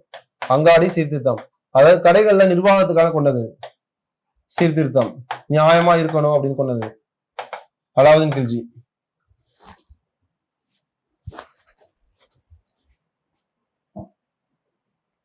நாற்பத்தி 43, இந்தியாவில் முதல் முறையாக இஸ்லாமியர் அல்லாதோர் மீது ஜிஸ்யா வரியை விதித்தவர் ஐபக். குத்புதீன் ஐபக் தான். அது ஜிஸ்யா வரினா என்ன அப்படின்னா, முஸ்லிம் இல்லாத மத்த மத மக்களுக்கு, இந்துக்கள், அவங்களுக்கு எல்லாம் என்னது ஜிஸ்யா அப்படிங்கிற ஒரு நிலவரியை வந்து அறிமுகப்படுத்தி கண்டிப்பா வந்து வரி கட்டி ஆகணும் அப்படிங்கிறத வந்து ஐபக் பண்ணாங்க. இவங்க யாரு அப்படின்னா, டெல்லி சுல்தான் ஃபுல்லா என்ன முஸ்லிம்ஸ் தான். அவன் முஸ்லீம் இல்லாத மத்த எல்லாத்தையும் ஒரு வரி கொண்டு வரணும், நிலவரி கொண்டு வரணும் அப்படின்னு கொண்டு வந்தாதான் ஜிஸ்யா வரி. அந்த ஜிஸ்யா வரியா யாரு கேன்சல் பண்ணது அப்படின்னு சொன்னா, அக்பர் என்ன பண்ணிருப்பாரு, அதை நீக்கி இருப்பாரு. அது அகைன் கொண்டு வந்தது அவுரங்கசீப். வந்து மறுபடியும் ஜிஸ்யா வரிய தொடங்கினார். பால்பன் ஆதரிச்சது, பால்பன் யார் ஆதரிச்சா? அமீர் குஸ்ரு. பார்த்த பாயிண்ட் அப்படி ரிவைஸ் பண்ணுங்க. அமீர் குஸ்ரு எவ்வாறு அழைக்கப்படுறார்? இந்திய கிளின்னு அழைக்கப்படுறாரு. 44, முதலாம் தரையன் தவறானவற்றை தேர்ந்தெடுக்க. சரியானது கேட்கல, கொஸ்டின் நல்லா ரீட் பண்ணுங்க. தவறானதை தேர்ந்தெடுக்க. முதலாம் தரையன் போர் 1991 கரெக்ட். இரண்டாம் தரையன் போர் 1992 கரெக்ட். சந்தர்வார் படையெடுப்பு 93 இல்ல 1994. அப்போ 3 தப்பு, 3 மட்டும் கொடுத்துருக்காங்க. 1 கட்டி இது தப்பு, 1 வேணா சரி, அதனால இது தப்புன்னு கொடுத்துருக்காங்க. அப்ப இதுக்கு ஆன்சர் வராது, இது ஆன்சர் வராது. 2 சரி, அப்ப இதுவும் வராது. 3 மட்டுமா இல்ல 3 4மா செக் பண்ணும். நாதிர் ஷா படையெடுப்பு அப்படிங்கிறது 1739. ஆனா இதுவுமே தப்பு தான். அப்போ 3 4 சரி, ஆன்சர் சி. இயர்ஸ் எல்லாமே தனியா நோட் பண்ணி வச்சுக்கோங்கப்பா. இயர்ஸ்க்கு தனியா ஒரு பேஜ் போட்டுக்கோங்க. அது எல்லாமே ஆர்டரா நோட் பண்ணுவீங்க. 45 முகலாய பேரரசு ஷாஜகான் காலத்தில் உச்சத்தை எட்டியது. கரெக்ட். ஆக்ராவில் உள்ள முத்து மசூதி, டெல்லியில் உள்ள ஜிம்மா மசூதி ஆகியவை ஷாஜகானால் கட்டப்பட்டவை ஆகும். கரெக்ட். ஷாஜகான் ஆங்கிலேயருக்கு வணிக உரிமை வழங்கினார். இது தப்பு. ஷாஜகான் வழங்கல, ஜஹாங்கீர் தான் என்ன பண்ணாரு, ஆங்கிலேயருக்கு உரிமை வழங்கியிருப்பாரு. அவர் வந்து யாருக்கு உரிமை வழங்கியிருப்பார்? ஜஹாங்கீர் தாமஸ் ரோக் தான் ஃபர்ஸ்ட் வந்து 1615 உரிமை வழங்கியிருப்பாரு தாமஸ் ரோக்கு. அப்ப ஆன்சர் 1 2 சரி, 1 2 மட்டும் சரி. 46 கூற்று 1 ஷெர்ஷாவின் நாணய முறை ஆங்கிலேயர்களின் நாணய முறைக்கு அடித்தளம் இட்டது. கரெக்ட். அக்பருக்கு ராணா பிரதாப் சிங்கிற்கும் இடையே நடைபெற்ற ஹல்திகாட் போர் நடைபெற்றது. இதுவுமே சரி. ஹல்திகாட் போர் வந்து அக்பருக்கும் ராணா பிரதாப் சிங்க்கும் வந்து இடையே நடைபெற்றது. அப்ப ரெண்டுமே சரி. கூற்று 1 மற்றும் 2 சரி, கூற்று 2ம் சரி. 47 மராத்தியர்களின் வரி விதிப்பு பற்றிய சரியானவற்றை தேர்ந்தெடுக்க. மராத்தியர்கள் 2 வரி வச்சிருந்தாங்க. ஒண்ணு வந்து சவுத், இன்னொன்னு வந்து சர்வேஷ் முகி. சவுத் அப்படிங்கிறது மொத்த வருமானத்துல 4ல் 1 பங்கு கொடுக்கணும். இது கரெக்ட். சர்வேஷ் முகி அப்படிங்கிறது மொத்த வருமானத்துல அரை பங்கு கிடையாது, 10ல் 1 பங்கு கொடுக்கணும். அதான் வந்து என்னது சர்வேஷ் முகி அப்படிங்கிறது. அப்போ 1 மட்டும் சரி.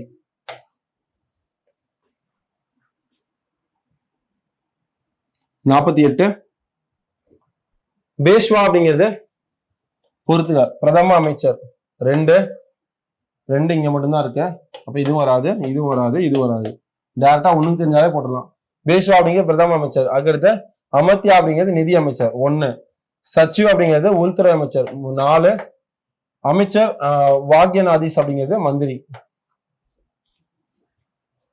இப்படிதான் அழைப்பாங்க.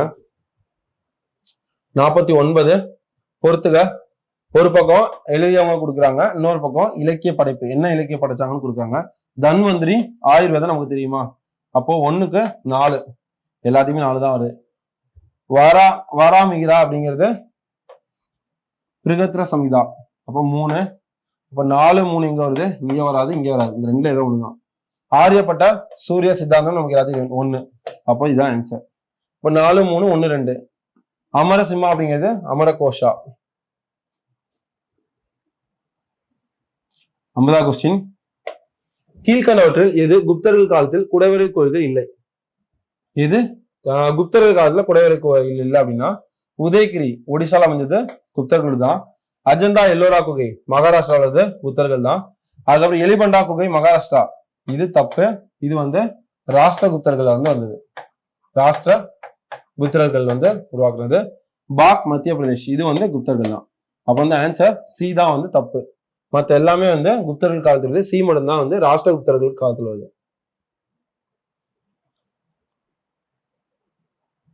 51 மாங்குளம் கல்வெட்டு பாண்டிய நெடுஞ்செழியனை பற்றி கொடுது. மானூர் கல்வெட்டு பார்த்தா மாங்குளம் கல்வெட்டு யாரை பத்தி கொடுது? பாண்டியர்களை பத்தி தான் கொடுது. அப்ப இது கரெக்ட். மாங்குளம் கல்வெட்டு தமிழ் பிராமி எழுத்து முறைகளை குறிப்பிடப்படுது. பாண்டியர்கள் அப்படிங்கிறது சங்க காலம். அந்த சங்க காலத்துல தமிழ் பிராமி எழுத்து முறைகள் எல்லாம் குறிப்பிடப்படுது பார்த்தோமா? அப்ப தமிழ் பிராமி எழுத்து முறைகள்ல பாண்டியர்ல குறிப்பிடப்படுது. அப்ப சரி, ரெண்டுமே சரி. 1 மற்றும் 2 சரி. Answer D. 52 கீழ்கண்ட கூற்றுகளில் எவை உண்மையானவை? இது ஆல் டைம் கேட்ட பிஓ கொஸ்டின் பா. சங்க காலத்தில் அரசுரிமை பரம்பரையானது. அரசுரிமை பரம்பரையானது அப்படின்னா ஒரு அரசன் இருக்கா அப்படின்னா அதுக்கு அடுத்து அவர் பையனா ஆட்சி கொடுவாங்க அப்படிங்கிறது அரசுரிமை பரம்பரையானது. கரெக்ட். அடுத்த அரசர் கோ என அழைக்கப்படுவார். கரெக்ட். கோ அப்படிங்கிறது அரசன் சொல்லுவாங்க. அது கோன் அப்படிங்கிற வார்த்தையில இருந்து பெறப்பட்டது. கோன் அப்படிங்கிற வார்த்தையில இருந்து தான் கோ அப்படிங்கிற வார்த்தை பெறப்படும். ரெண்டுமே சரி. Answer C. இது கேட்ட பிஓ கொஸ்டின்ஸ் பா. 53 அலாவுதீன் கில்ஜி காலத்தில் தென்னிந்திய படையெடுப்புக்கு தளபதியாக இருந்தவர் மாலிக் கபூர். அலாவுதீன் கில்ஜி தென்னிந்திய படையெடுப்புக்கு மாலிக் கபூர் தான் பட தளபதியா இருந்தாரு.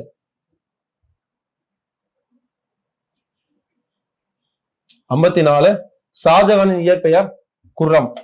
ஷாஜகானுடைய இயற்பெயர் குர்ரம்.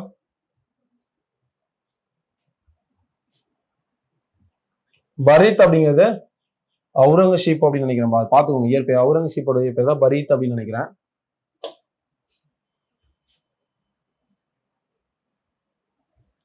55 தமிழ்நாட்டில் பத்தினி வழிபாட்டை அறிமுகப்படுத்தியவர் சேரன் செங்குட்டுவன். ஆல்ரெடி டிஸ்கஸ் பண்ண பாயிண்ட் தான்.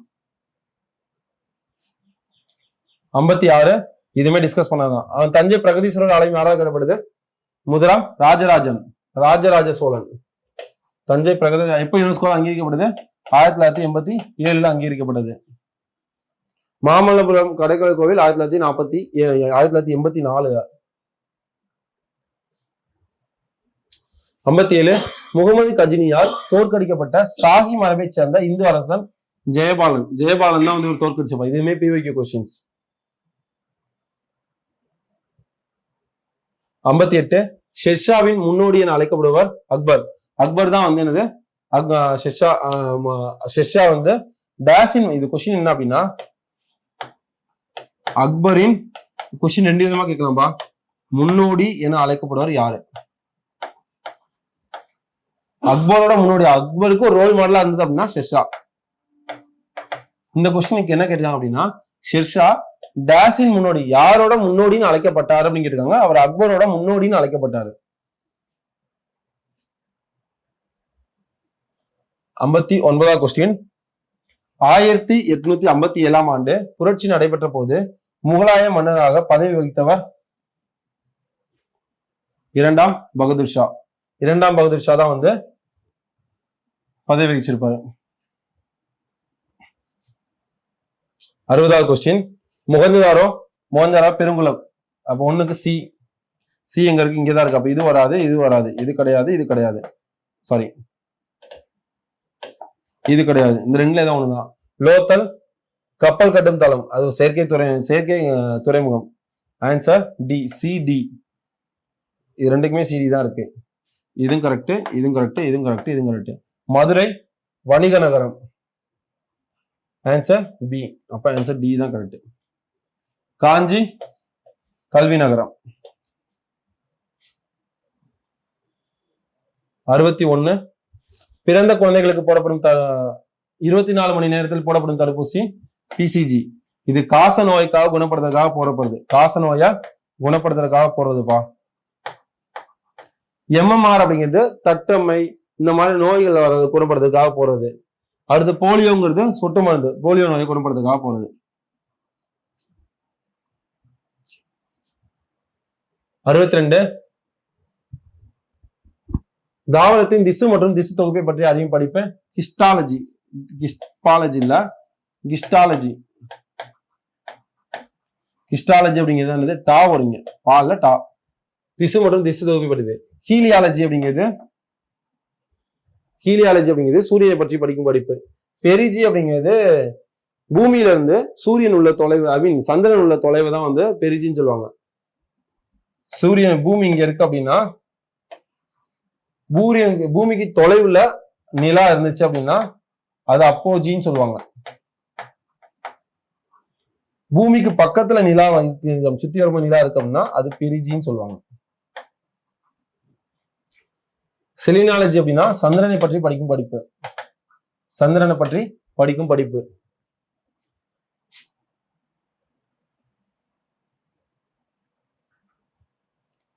63 வேர், தண்டு, கிளை, நுனிகள்ல காணப்படும் திசு. நுனிகளில் காணப்படும் திசு நுனி ஆக்கு திசு. நுனி ஆக்கு திசு. 64 தாவரங்களின் கணு பகுதியில் காணப்படும் திசு. தாவரங்கள கணு பகுதியில்னா இடையாக்கு திசு. தாவரம் கணு அப்படிங்கிறது எப்படி இருக்கும்? இதான் ஒரு தாவரம் அப்படின்னா இங்க இருந்து கிளை பிரிஞ்சு போகுது அப்படின்னா இந்த பகுதி தான் கணுன்னு சொல்லுவாங்க. அப்ப தண்டுக்கும் கிளைக்கும் இடையில இருக்கிறது, இடைக்கிற பகுதி தான் கணுன்னு சொல்லுவாங்களா? அப்ப கணு பகுதியில் இருக்கிறது இடை திசு அப்படிம்பாங்க, இடையாக்கு திசு. 66th question. நிலைத்த திசுவின் வகைகளில் அல்லாதது.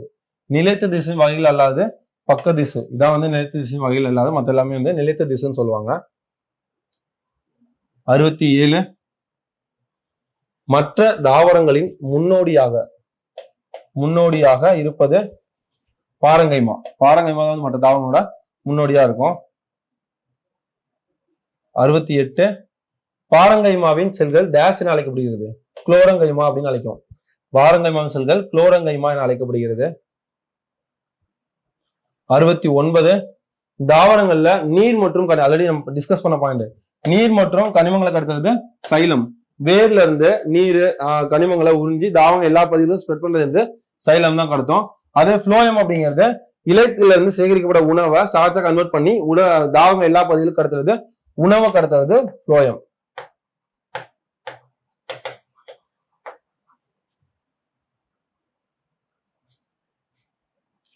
கொஸ்டின், தாவரங்களின் உணவை கடத்துவது ஃப்ளோயம். Answer B. அதான் பார்த்தோம். சைலம் அப்படிங்கிறது நீர் மற்றும் கனிமங்களை கடத்தும்.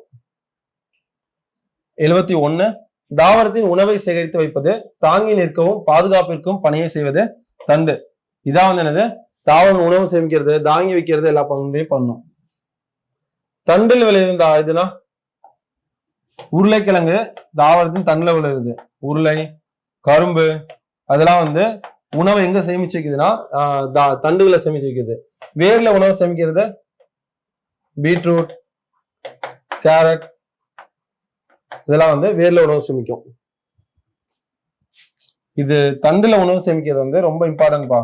உருளை அப்படிங்கிறது ரொம்ப ரொம்ப இம்பார்ட்டன்ட். இது வந்து அனாலஜி அப்படிங்கிற ஒரு டாபிக் பார்ப்பீங்க. அதுல ஆல் டைம் நிறைய டைம் கேட்ட பிவிக்கு கொஸ்டின்ஸ் என்ன அப்படின்னா இது சிம்பிளா கொடுத்துருவாங்க. பீட்ரூட் அல்லது வேற ஏதாவது போட்டலாம், தக்காளின்னு வச்சுக்கலாமா. தக்காளி அப்படிங்கிறது உணவு எங்க சேமிக்குது, கிளையில இப்படி வச்சுட்டு. உருளை அப்படிங்கிறது எங்க சேமிக்கும் அப்படின்னு கேட்கலாம். ஆப்ஷன்ல வந்து வேர், பி தண்டு, சி கிளை, டி இலை. உருளைக்கிழங்கு மண்ணோட இருப்புன்னு பார்த்துருப்போம். அப்போ வேருக்கு மண்ணுக்கு அடியில் இருக்கிறதுனால வேர்ல தான் சேமிக்குன்னு பார்ப்போம். ஆன்சர் ஏல கொடுத்து தான் டிக் பண்ணிடுவோம். அது தப்பு. தண்டுல தான் வந்து உருளைக்கிழங்கு உணவு சேமிக்கும். 72 தாவரங்களின் எதன் மூலம் உணவை தயாரிக்கிறது, இலை மூலமா தான் உணவை தயாரிக்குது. ஒளிச்சேர்க்கை மூலமா என்ன ஆகுது, இலையில சேமிச்சு அதை கடத்தும். 73 தாவரத்தின் வலிமை அளிப்பது ட்ரக்கீடுகள். தாவரத்துக்கு வலிமை அளிப்பது ட்ரக்கீடுகள். சைலம் அப்படிங்கிறது வேறு வழியா நீர் கனிமங்களை கடத்துறது. ஃப்ளோயம் அப்படிங்கிறது உணவை கடத்துறது. இலை அப்படிங்கிறது தாவரத்து உணவு சேமிக்கிறது. இந்த கொஸ்டின் பார்த்துடலாமா.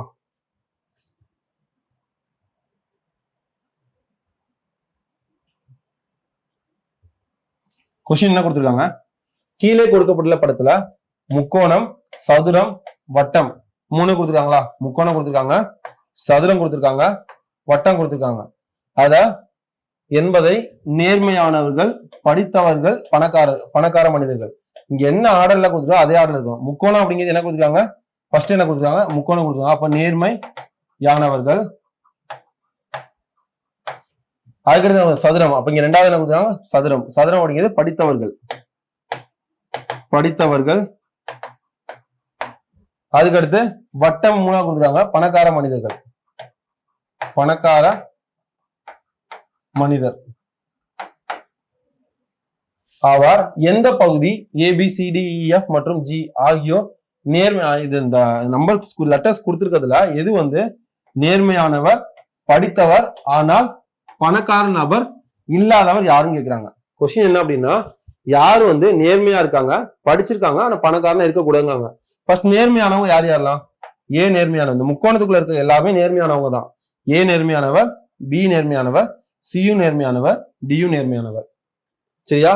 ஆனா படிச்சிருக்கணும்னு சொல்றாங்க. ஏ படிச்சிருப்பாரா, அவர் ஒன்லி நேர்மையானவர் தான், அப்ப இவர் வராது. டி படிச்சிருப்பாரா, படித்தவர் அப்படின்னா இந்த சதுரத்துக்குள்ள வந்திருக்கணும். சதுரத்துக்குள்ள டி இருக்கா, இல்ல. இவர் என்ன கேட்கணும் அப்படின்னா, நேர்மையான பணக்கார மனிதன் யாரு அப்படின்னா டி சொல்லலாம். இவர் முக்கோணத்துக்குள்ள இருக்காரு, வட்டத்துக்குள்ள இருக்காரு, ஆனா டி சொல்லலாம். இது வந்து வராது. நேர்மையான மனிதன், படித்தவர் ஆனா பணக்காரர் இல்லாதது யாருன்னு கேட்காங்க. சிங்கிறது யாரு, முக்கோணத்துக்குள்ளேயும் வருது, சதுரத்துக்குள்ளேயும் வருது, வட்டத்துக்குள்ளேயும் வருது. அப்போ நேர்மையான படித்த பணக்கார மனிதன் அப்படின்னா சி. அப்ப இதுவும் வராது. ஆன்சர் பி தான் கரெக்ட். பி தான் அது நேர்மையான படித்த பணக்கார மனிதன் இல்லாதவர் யாரு? பி. 75 ஒரு வரிசையில் உள்ள மாணவர்கள் எக்ஸ் என்பவர் இடதுபுறத்திலிருந்து 17வது இடத்திலும் மற்றும் ஒய் என்பவர் வலதுபுறத்திலிருந்து 10வது இடத்திலும் எக்ஸ் என்பவர் 5 இடம் இடப்புறமாக மாற்றப்பட்டால் இடப்புறத்திலிருந்து ஒய் என்பவருக்கு அடுத்த நபராக மாற்றப்படுகிறார் எனில் எத்தனை மாணவர்கள் அது வரிசையில் இருக்காங்க? இப்ப என்ன எழுதலாம் அப்படின்னா இது லெஃப்ட் சைடு ரைட் சைடு. ஒரு டேர்ம்ல எப்படி எழுதலாம் அப்படின்னா எக்ஸுங்கிறவரு இடப்புறத்துல வந்து 17 எக்ஸுங்கிறவர் இடப்புறத்துல வந்து 17வது இடத்துல இருக்காரு. ஒய்ங்கிறவரு வலப்புறத்துல இருந்து 10வது இடத்துல இருக்காரு. இப்படி எழுதலாம். அப்படி இல்லை அப்படின்னா இங்க லெஃப்ட் ரைட்டு இவங்க இங்க 17வது இடத்துல எக்ஸ் இருக்காரு.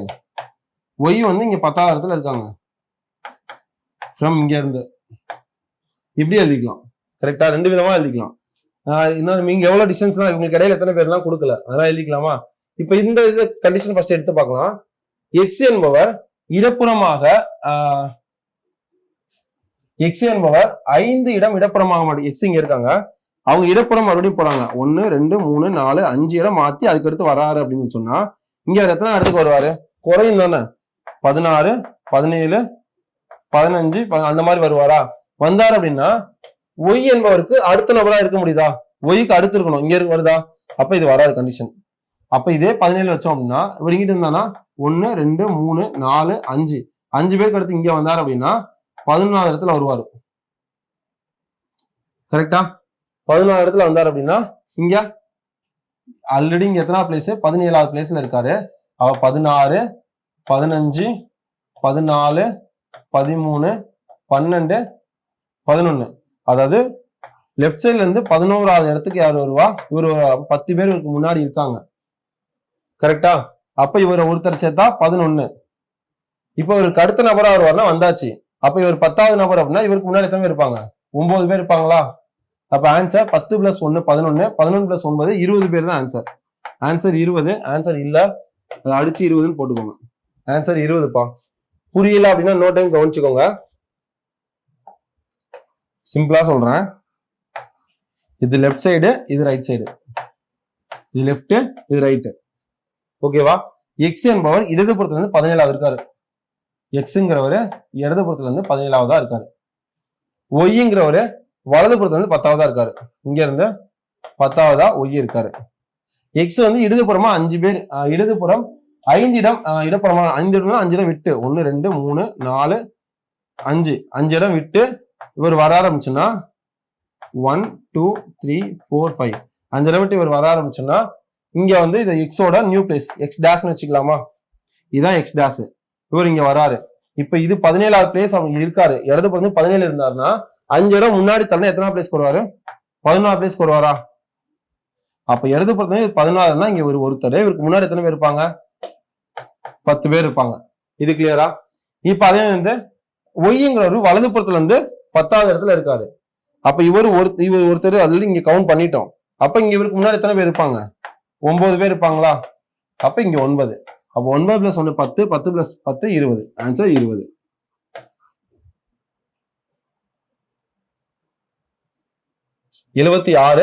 ஒரு வரிசையில் உள்ள மாணவர்கள் சந்தீப் இடதுபுறத்திலிருந்து 8வது இடம் 8வது தரம் மற்றும் சுமித் வலதுபுறத்திலிருந்து 11வது தரம். இதுவுமே அப்படிதான். சந்தீப் லெஃப்ட் சைடு வச்சுக்கலாம், இது ரைட் சைடு. வலது இடது வலது வச்சாச்சா? சந்தீப் அப்படிங்கிறது இடதுபுறத்துல இருந்து 8வது இடம். சந்தீப் இடதுபுறத்துல இருந்து 8வது இடம் மற்றும் ஸ்மித் வலதுபுறத்துல இருந்து 11வது பிளேஸ் ஸ்மித். சரியா?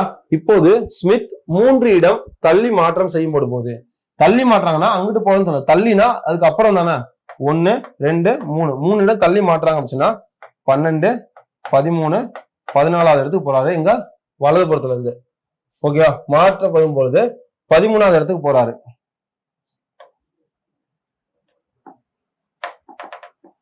தள்ளி மாற்றப்படும் போது அவனுடைய இது 13 14 வந்து வலதுபுறத்துல இருந்து 14 பேரு. சரியா? ஆனா அந்த பிளேஸ் வந்து இடதுபுறத்துல இருந்து 13வது இடமா இருக்குதுன்னு சொல்றாங்க. ஓகேவா?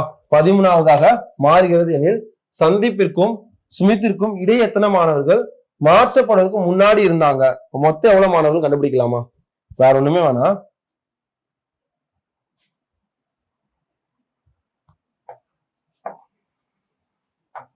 வச்சுக்கலாம். இது இடது பக்கம், இது வலது பக்கம். இடது பக்கத்துல இருந்து சந்தீப் அப்படிங்கிறது 8வது இடத்துல இருக்காரு. சந்தீப் 8th பிளேஸ்ல இருக்காரு. ஓகே, 8வது பிளேஸ் வச்சுக்கலாம். அப்ப அவருக்கு முன்னாடி 7 பேர் இருப்பாங்க. இவர் 8வது ஆளு. சிம்பிள், முடிஞ்சா? அவர் வலது புறத்துல இருந்து 11வது இருக்காரு. இவரு ஸ்மித் அப்படிங்கிறவரு 11வது ஆளு வலது புறத்துல இருந்து. ஓகேவா? அப்ப இவருக்கு முன்னாடி 10 பேர் இருப்பாங்க. இப்போ இவரு 3 இடம் மாத்துறாங்க அப்படின்னா 13வது இடத்துக்கு போறாரு. 1 2 3 இடம் 3 இடம் இங்க மாத்துனாங்கன்னா இங்க இருந்து 13வது இடத்துக்கு போறாருன்னு சொல்றாங்க. அப்போ இவருக்கு முன்னாடி 12 பேர் இருக்காங்க. ஓகேவா? இது 13வது இடம் தான். இது எத்தனாவது இடம்? 14வது இடம். இது 15வது இடம். இது 14வது இடம். இடது புறத்துல இருந்து முதல் பொசிஷன் அவர் எங்க இருந்திருப்பாரு? 16வது இடத்துல இருந்திருப்பாரா? இடது புறத்துல இருந்து 16வதா இருந்திருப்பாரு. அவருக்கு முன்னாடி 15 பேர் இருந்திருப்பாங்க. இது கிளியரா? அப்ப இவர் 8வது பிளேஸ் அப்படி இருக்காருன்னா அவங்க என்ன கேட்கிறாங்க? மாற்றப்படுவதற்கு முன் எத்தனை பேர் இடையில இருந்தாங்கன்னு தானே கேட்கிறாங்க. இவர் 8வது பிளேஸ்ல இருக்காரு, இவர் 16வது பிளேஸ்ல இருக்காரு. இடையில எத்தனை பேர் இருப்பாங்க? 9 10 11 12 13 14 15 16வது அவர் இருக்காரு. கரெக்டா? அப்ப 1 2 3 4 5 6 7 பேருக்கு வந்து இருப்பாங்க இடையில. கரெக்டா? அதே மாற்றுறதுக்கு அப்புறம் கேட்டாங்கன்னா இவர் 13வது வந்துட்டாரு. இவர் 8வது 9 10 11 12 13வது அவர் இருக்காரு. அப்ப 4. மாற்றுறதுக்கு அப்புறம் கேட்டா ஆன்சர் 4. மாற்றுறதுக்கு முன்னாடி கேட்டா ஆன்சர் 7.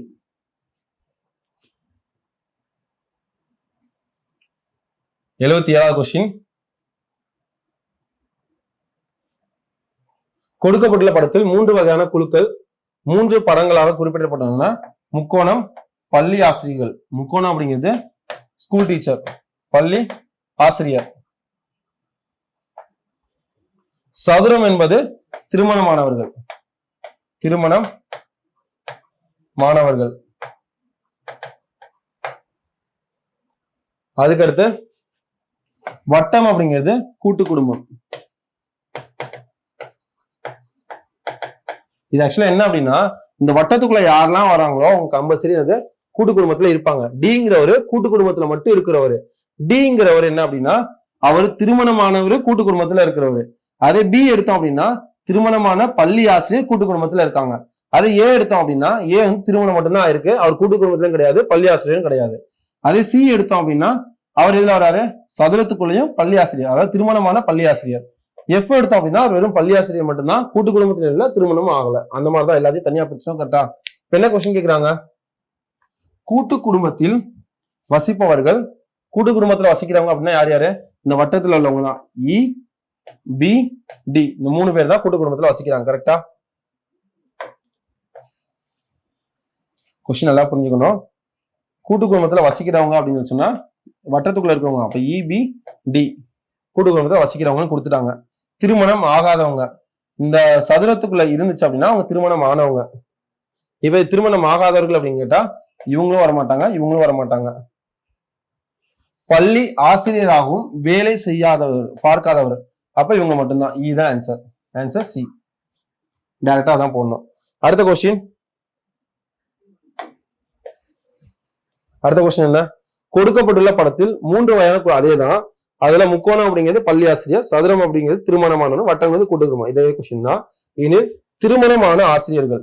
திருமணமானா மேரேஜாவும் இருக்கணும், பள்ளி ஆசிரியராகவும் இருக்கணும். மேரேஜ் ஆயிருக்குன்னா மேரேஜ் ஆனவங்க யார் யாரெல்லாம்? ஏ சி பி டி, இந்த 4மே இந்த சதுரத்துக்குள்ள இருக்கா? அப்ப அவங்க மேரேஜ் ஆனவங்க. அப்போ பள்ளி ஆசிரியராகவும் இருக்கணும். பள்ளி ஆசிரியர், பள்ளி ஆசிரியர் அப்படின்னு சொன்னா இந்த முக்கோணம் இந்த வட்டத்துக்குள்ள சதுரத்துக்குள்ளே இருக்கணும், இதுக்குள்ளே இருக்கணும். அப்ப இவங்களும் வரலாம், இவங்களும் வரலாம். இவங்க 2 பேரும் வரமாட்டாங்க. கரெக்டா? கூட்டு குடும்பத்தில் வசிப்பவர்கள். அப்ப கூட்டு குடும்பத்திலே வசிக்கணும். சி வந்து பள்ளி ஆசிரியர் ஆனா திருமணமானவங்க. கூட்டு குடும்பம்னா வட்டத்துக்குள்ளே வரணும், வட்டத்துக்குள்ள வரல. அப்ப ஆன்சர் பி, பாம்பே தான் ஆன்சர். Answer B.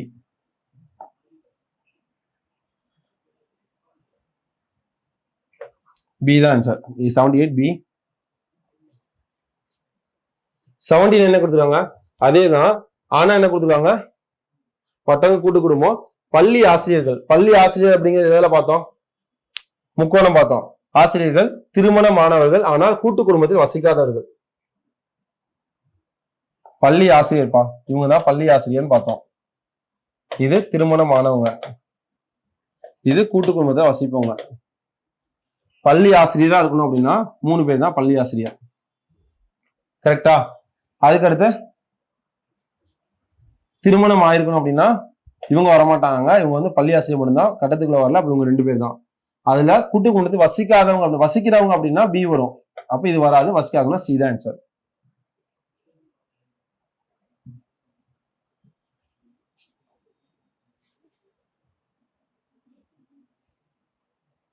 வசிக்காதவர்கள் அப்படின்னா சி ஆன்சர்.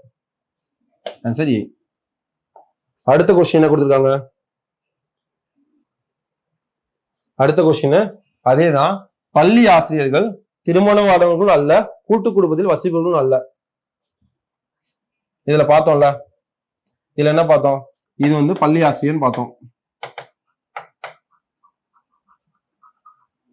இதுல திருமணம் ஆனவங்க, இதுல கூட்டு குடும்பத்துல வசிக்கிறவங்க.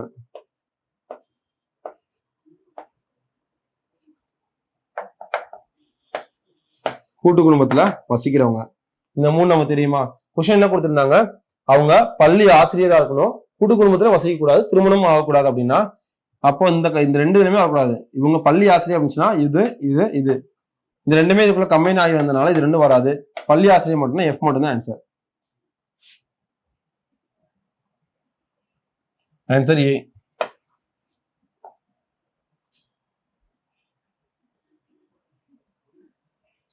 இதுல 81 இருந்து 83 வரைக்கும் மேல கொஸ்டின்ஸ் கொடுத்துறாங்க, ஆப்ஷன்ஸ் கொடுத்துறாங்க. கீழே இருக்கிறதுக்கு மேல இது வரும்னு பாக்காங்க. இயங்கு ஊர்திகள், கார்கள், மோட்டார் சைக்கிள். இயங்கு ஊர்தினா மூவிங் வெஹிக்கிள்ஸ் சொல்றாங்க. அப்ப கார், மோட்டார் சைக்கிள் ரெண்டுமே இயங்கு ஊர்திகளுக்குள்ள தானே வரும். அப்ப காரு, மோட்டார் சைக்கிள். கார் அப்படிங்கிறது நான் ஃபோர் வீலு, இது வந்து 2 வீல் மோட்டார் சைக்கிள் அப்படிங்கிறது. அப்ப ரெண்டுமே இயங்கும் தான். அப்ப இயங்கும் ஊர்திகள், இதுல car, motor cycle. Answer C. 81க்கு ஆன்சர் 81க்கு ஆன்சர் சி. 82 மனிதர்கள், ஆசிரியர், எழுத்தாளர். மனிதர்களுக்குள்ளதான் ஆசிரியர் வருவாங்க, எழுத்தாளர் வருவாங்க. இதே கொஸ்டின்ல இப்படி கொடுத்திருந்தாங்க, இதுவும் கரெக்ட் தான். மனிதர்களுக்குள்ள ஆசிரியர், எழுத்தாளர்கள் ரெண்டுமே வரலாம். ஏன்னா ஆசிரியர்கள் பலர் எழுத்தாளராகவும் இருக்கலாம், இல்ல என்னது அவங்க எழுத்தாளர் பலர் ஆசிரியராகவும் இருக்கலாம்ல. அதெல்லாம் இப்படியும் வரலாம். அப்படி இல்லை அப்படின்னா இதை விட்டுட்டு இதை எடுத்துக்கலாம். மனிதர்களுக்குள்ள ஆசிரியர், எழுத்தாளர்கள். இதுக்குமே ஆன்சர் சி தான். அதுக்கடுத்து பாலூட்டிகள், பசுக்கள், காகங்கள். பாலூட்டி வந்து பாலூட்டிக்குள்ள பசு வரும், காகம் தனியா வரும். ஆன்சர் இங்க ஒரு round வரும்பா. Answer B.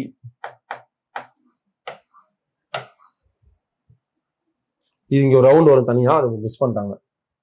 Answer B. அடுத்து 84 என்ன கொடுத்துருக்காங்க? கீழே உள்ள கேள்விகளை வாசித்து அதுக்கு தகுந்த பகுதியை தெரிவு செய்க. கொஸ்டின் என்ன கொடுத்துருக்காங்க? இந்த சர்க்கிள் உள்ளவங்க ஃபுல்லா இந்தியன்ஸ் கொடுத்துருக்காங்க. இந்த சர்க்கிள் உள்ள ஃபுல்லா மியூசிஷியன், இசைக்கலைஞர்கள் கொடுத்துருக்காங்க. இதுல உள்ள வந்து பெயிண்டர்ஸ், ஓவியர்கள் கொடுத்துருக்காங்க. ஓகேவா? கொஸ்டின் என்ன? இந்தியர்கள் யார் யாரு?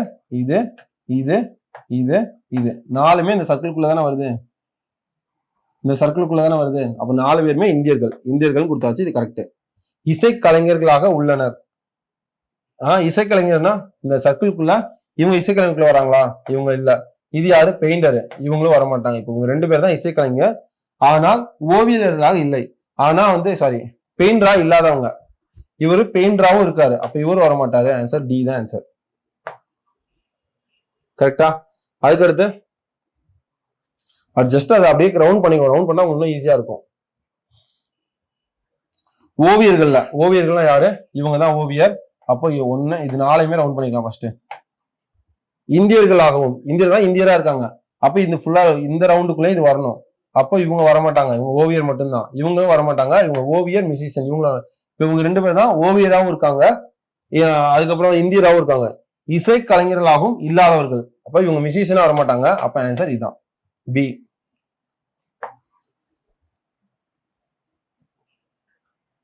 அதுக்கடுத்து 86 இந்தியர்கள்ல ஓவியர்கள் ஆனால் இசைக்கலைஞர்கள் இல்லாதவர்கள். இந்தியர்கள் அப்படின்னா இந்த 4 பேர் வருவாங்களா, அதுல ஓவியர்கள் அப்படின்னா பெயிண்டரா இருக்கணும். அப்ப இவங்க பெயிண்டர் கிடையாது, இவங்க பெயிண்டர் கிடையாது. இப்ப இவங்க 2 பேர் தான் பெயிண்டர். ஆனா இசைக்கலைஞர் இல்லை, இசைக்கலைஞர் இருக்கக்கூடாது, இவங்க கிடையாது. அப்ப பி தான் ஆன்சர். சிங்கிறது எல்லாமே கலந்து வரும். Answer B. Answer A.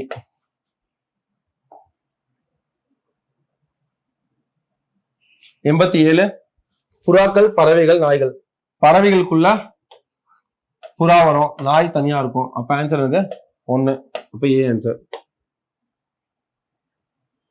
88 பின்வருவதில் நாணயம், ரூபாய், டாலர் இவற்றுக்கு இடையே உள்ள தொடர்பு. நாணயத்துக்குள்ள ரூபாயும் வரும், டாலரும் வரும்.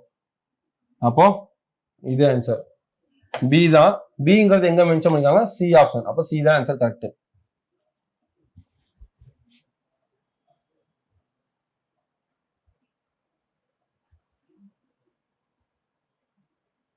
பின்வரும் தகவல்களை கவனமாக படித்து கீழே உள்ள வினாக்களுக்கு தகுந்த விடையளிக்க. இதுல என்ன கொடுத்துருக்காங்க அப்படின்னா, இந்த சதுரம் அப்படி இருக்கா, இந்த சதுரம் அப்படிங்கிறது நடிகர்கள் கொடுத்துருக்காங்க. ஓகேவா. இந்த வட்டம் அப்படிங்கிறது என்னது, நடனம் ஆடுற டான்சர். இந்த முக்கோணம் அப்படிங்கிறது பாடல் பாடுறவங்க கொடுத்துருக்காங்க. இது எத்தனை பேரும் கொடுத்துருக்காங்க. கரெக்டா. இப்போ இந்த முக்கோணத்துக்குள்ள மட்டும் இருக்கிறது என்னது, அவங்க பாடல் மட்டும்தான் பாடுவாங்க, வேற யாருமே கிடையாது. இந்த 2 அப்படிங்கிறது அவங்க நடிக்க மட்டும்தான் தெரியும், வேற எந்த டேலண்ட்டுமே கிடையாது. இந்த 3ங்கிறது வட்டத்துக்குள்ள மட்டும்தான் இருக்கு, அப்ப அவங்க டான்ஸ் ஆட மட்டும்தான் தெரியும். அதே இது இந்த 5ன்னு எடுத்துக்கிட்டோம் அப்படின்னா அவங்க சதுரத்துக்குள்ளே இருக்காங்க, வட்டத்துக்குள்ளே இருக்காங்க, அப்ப நடிக்கவும் தெரியும், ஆடவும் தெரியும். அதே இந்த 4ன்னு எடுத்துக்கிட்டோம் அப்படின்னா அவங்க முக்கோணத்துக்குள்ளே இருக்காங்க, சதுரத்துக்குள்ளே இருக்காங்க, அப்ப அவங்களுக்கு பாடவும் தெரியும், நடிக்கவும் தெரியும். அப்ப இந்த 6ன்னு எடுத்துக்கிட்டோம் அப்படின்னா அவங்க பாடகராகவும் இருப்பாங்க, நடனமாட தெரிந்தவங்களாகவும் இருப்பாங்க. இப்ப இந்த 7ன்னு எடுத்துக்கிட்டோம்னா 3லயுமே இருக்காங்க, முக்கோணம், சதுரம், வட்டம். அப்ப அவங்களுக்கு பாடவும் தெரியும், நடிக்கவும் தெரியும், டான்ஸ் ஆடவும் தெரியும். இதை வச்சு கொஸ்டின்ஸ்குள்ள போலாமா. நடனம் மட்டும் ஆடுபவர்கள் எத்தனை பேர். நடனம் ஆடுறவங்க யாரு, இதான் நடனம் ஆடுறவங்க, வட்டத்துக்குள்ள இருக்கவங்க. இது ஃபுல்லா நடனம் ஆடுறவங்க. கரெக்டா. நடனம் மட்டும் ஆடுபவர்கள் அப்படின்னா இவங்க தான். இவங்க யாரு, பாடவும் செய்வாங்க, நடனம் ஆடுவாங்க. அவங்க நடிக்கவும் செய்வாங்க, நடனம் ஆடுவாங்க. இவங்க 3மே செய்வாங்க. அப்போ நடனம் மட்டும் ஆட தெரிந்தவங்க ஆன்சர் சி. பாடல்களில் நடனம் மட்டும் ஆட தெரிந்தவர்கள். அடுத்த கொஸ்டின் பாடகர்னு சொல்றாங்க.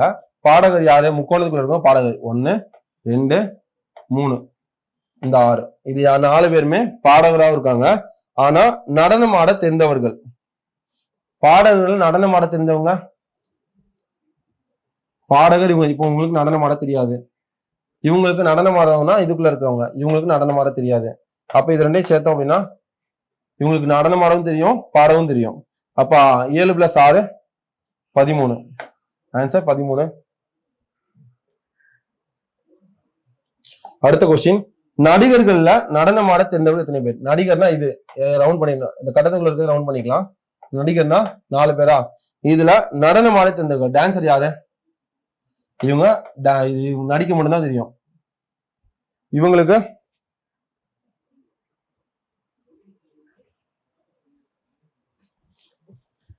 என்னது, இவங்களுக்கும் என்னது பாட தெரியும், நடிக்க தெரியும். இவங்க 2 பேர் தான் வந்து பாடவும் தெரியும், நடிக்கவும் தெரியும். அப்போ 5 + 7 12 அப்படிங்கிறது ஆன்சர். Answer D.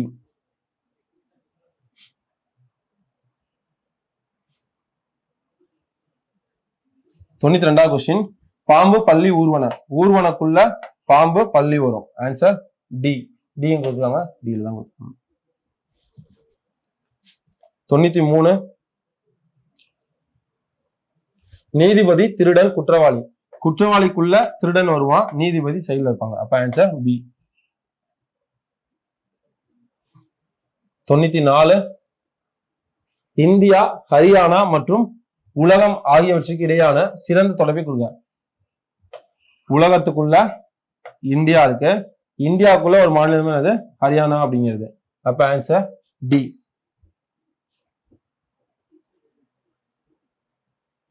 95 சந்திரன், சூரியன், பூமி.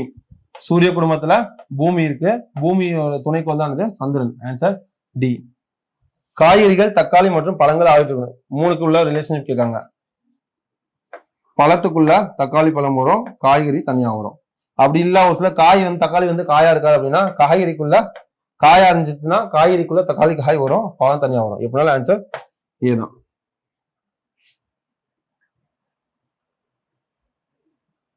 97 யானை, ஓநாய்கள், விலங்குகள். விலங்குகளுக்குள்ள யானை வரும், ஓநாய் வரும். Answer C. அதுக்கடுத்து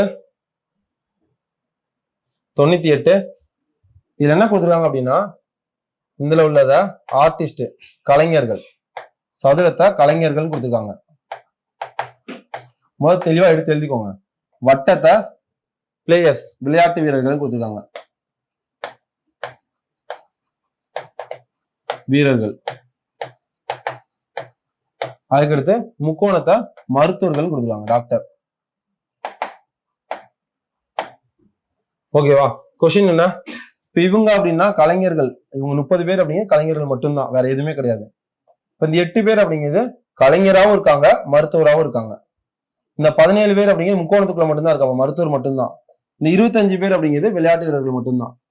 அப்ப அந்த 4 பேர் அப்படிங்கிறது முக்கோணத்துக்குள்ளேயும் இருக்கு, வட்டத்துக்குள்ளே இருக்காங்க, விளையாட்டு வீரராகவும் இருக்காங்க, மருத்துவராகவும் இருக்காங்க. இந்த 22 அப்படிங்கிறது கலைஞராகவும் இருக்காங்க, விளையாட்டு வீரராகவும் இருக்காங்க. இந்த 3 அப்படிங்கிறது மருத்துவர், கலைஞர், விளையாட்டு 3 துறையிலுமே இருக்காங்க. ஃபர்ஸ்ட் கொஸ்டின் என்ன? எத்தனை மருத்துவர்கள் கலைஞராகவும் விளையாட்டு வீரராகவும் இல்லை? விளையாட்டு வீரராகவும் இருக்கக்கூடாது, கலைஞராகவும் இருக்கக்கூடாது. அப்ப இது ரெண்டுலயுமே வரல. மருத்துவர் மட்டும் யாரு அப்படிங்கிறத கொஸ்டின். மருத்துவர் மட்டும் அப்படிங்கிறது 17 அப்படிங்கிறது ஆன்சர். எத்தனை செகண்ட்? 99 எத்தனை மருத்துவர்கள் கலைஞர்களாகவும் விளையாட்டு வீரர்களாகவும் உள்ளனர்? எத்தனை மருத்துவர்கள்? மருத்துவர் எத்தனை பேரு?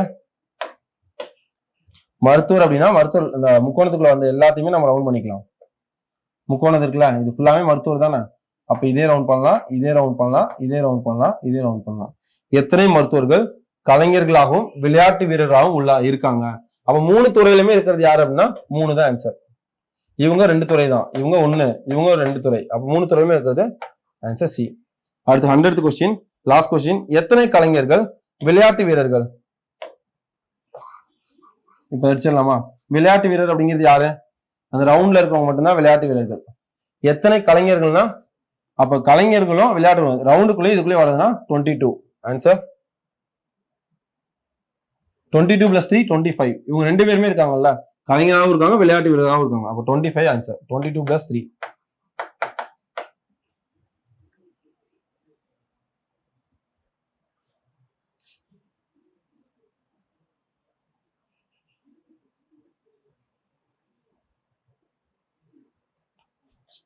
ஓகேப்பா, 7th டெஸ்ட்டுக்கான ஆன்சர் டிஸ்கஷன் கொடுத்தாச்சு. இதை பார்த்து ப்ராப்பரா நோட்ஸ் எடுத்துக்கோங்க, உங்க டைம் இல்லைன்னு நினைக்காதீங்க. இதுக்கப்புறம் இந்த வாரத்துக்குள்ள ஃபுல்லாவே ரெகுலரா ஒரு டெய்லியுமே ஒரு வீடியோ போட்டு உங்களுக்கு ஃபுல்லாவே கம்ப்ளீட் பண்ணிடுவோம், டிஸ்கஷன் வீடியோ. அதுக்கடுத்து உங்க டெஸ்ட் முடியவும் ஈவினிங் 6 o'clock இருக்கும். இந்த லேட் ஆனதுக்கு ரொம்ப சாரிப்பா. எனக்கு கொஞ்சம் பர்சனல் இஷ்யூ, வீட்டில் வந்து கொஞ்சம் மெடிக்கல் இஷ்யூ போய்கிட்டு இருந்ததுனால கிளாஸஸ் கொடுக்க முடியல. இதுக்கப்புறம் உங்க எல்லா கிளாஸுமே ரெகுலரா வரும், யூட்டிலைஸ் பண்ணிக்கோங்க. நிறையவே ரெஸ்பான்ஸ் பண்ணி கரெக்டாக வேலை கரெக்டாக போய்கிட்டு இருக்கீங்க. இதை கரெக்டாக ஃபாலோ பண்ணுங்க. என்னோட டிலேனால நீங்க வந்து மறுபடியும் கம்பேக் போயிடாதீங்க. கால் ஃபார் நோட்டிஃபிகேஷன் வரப்போது கண்டிப்பா யூனிஃபார்ம் வரும். All the very best. Thank you.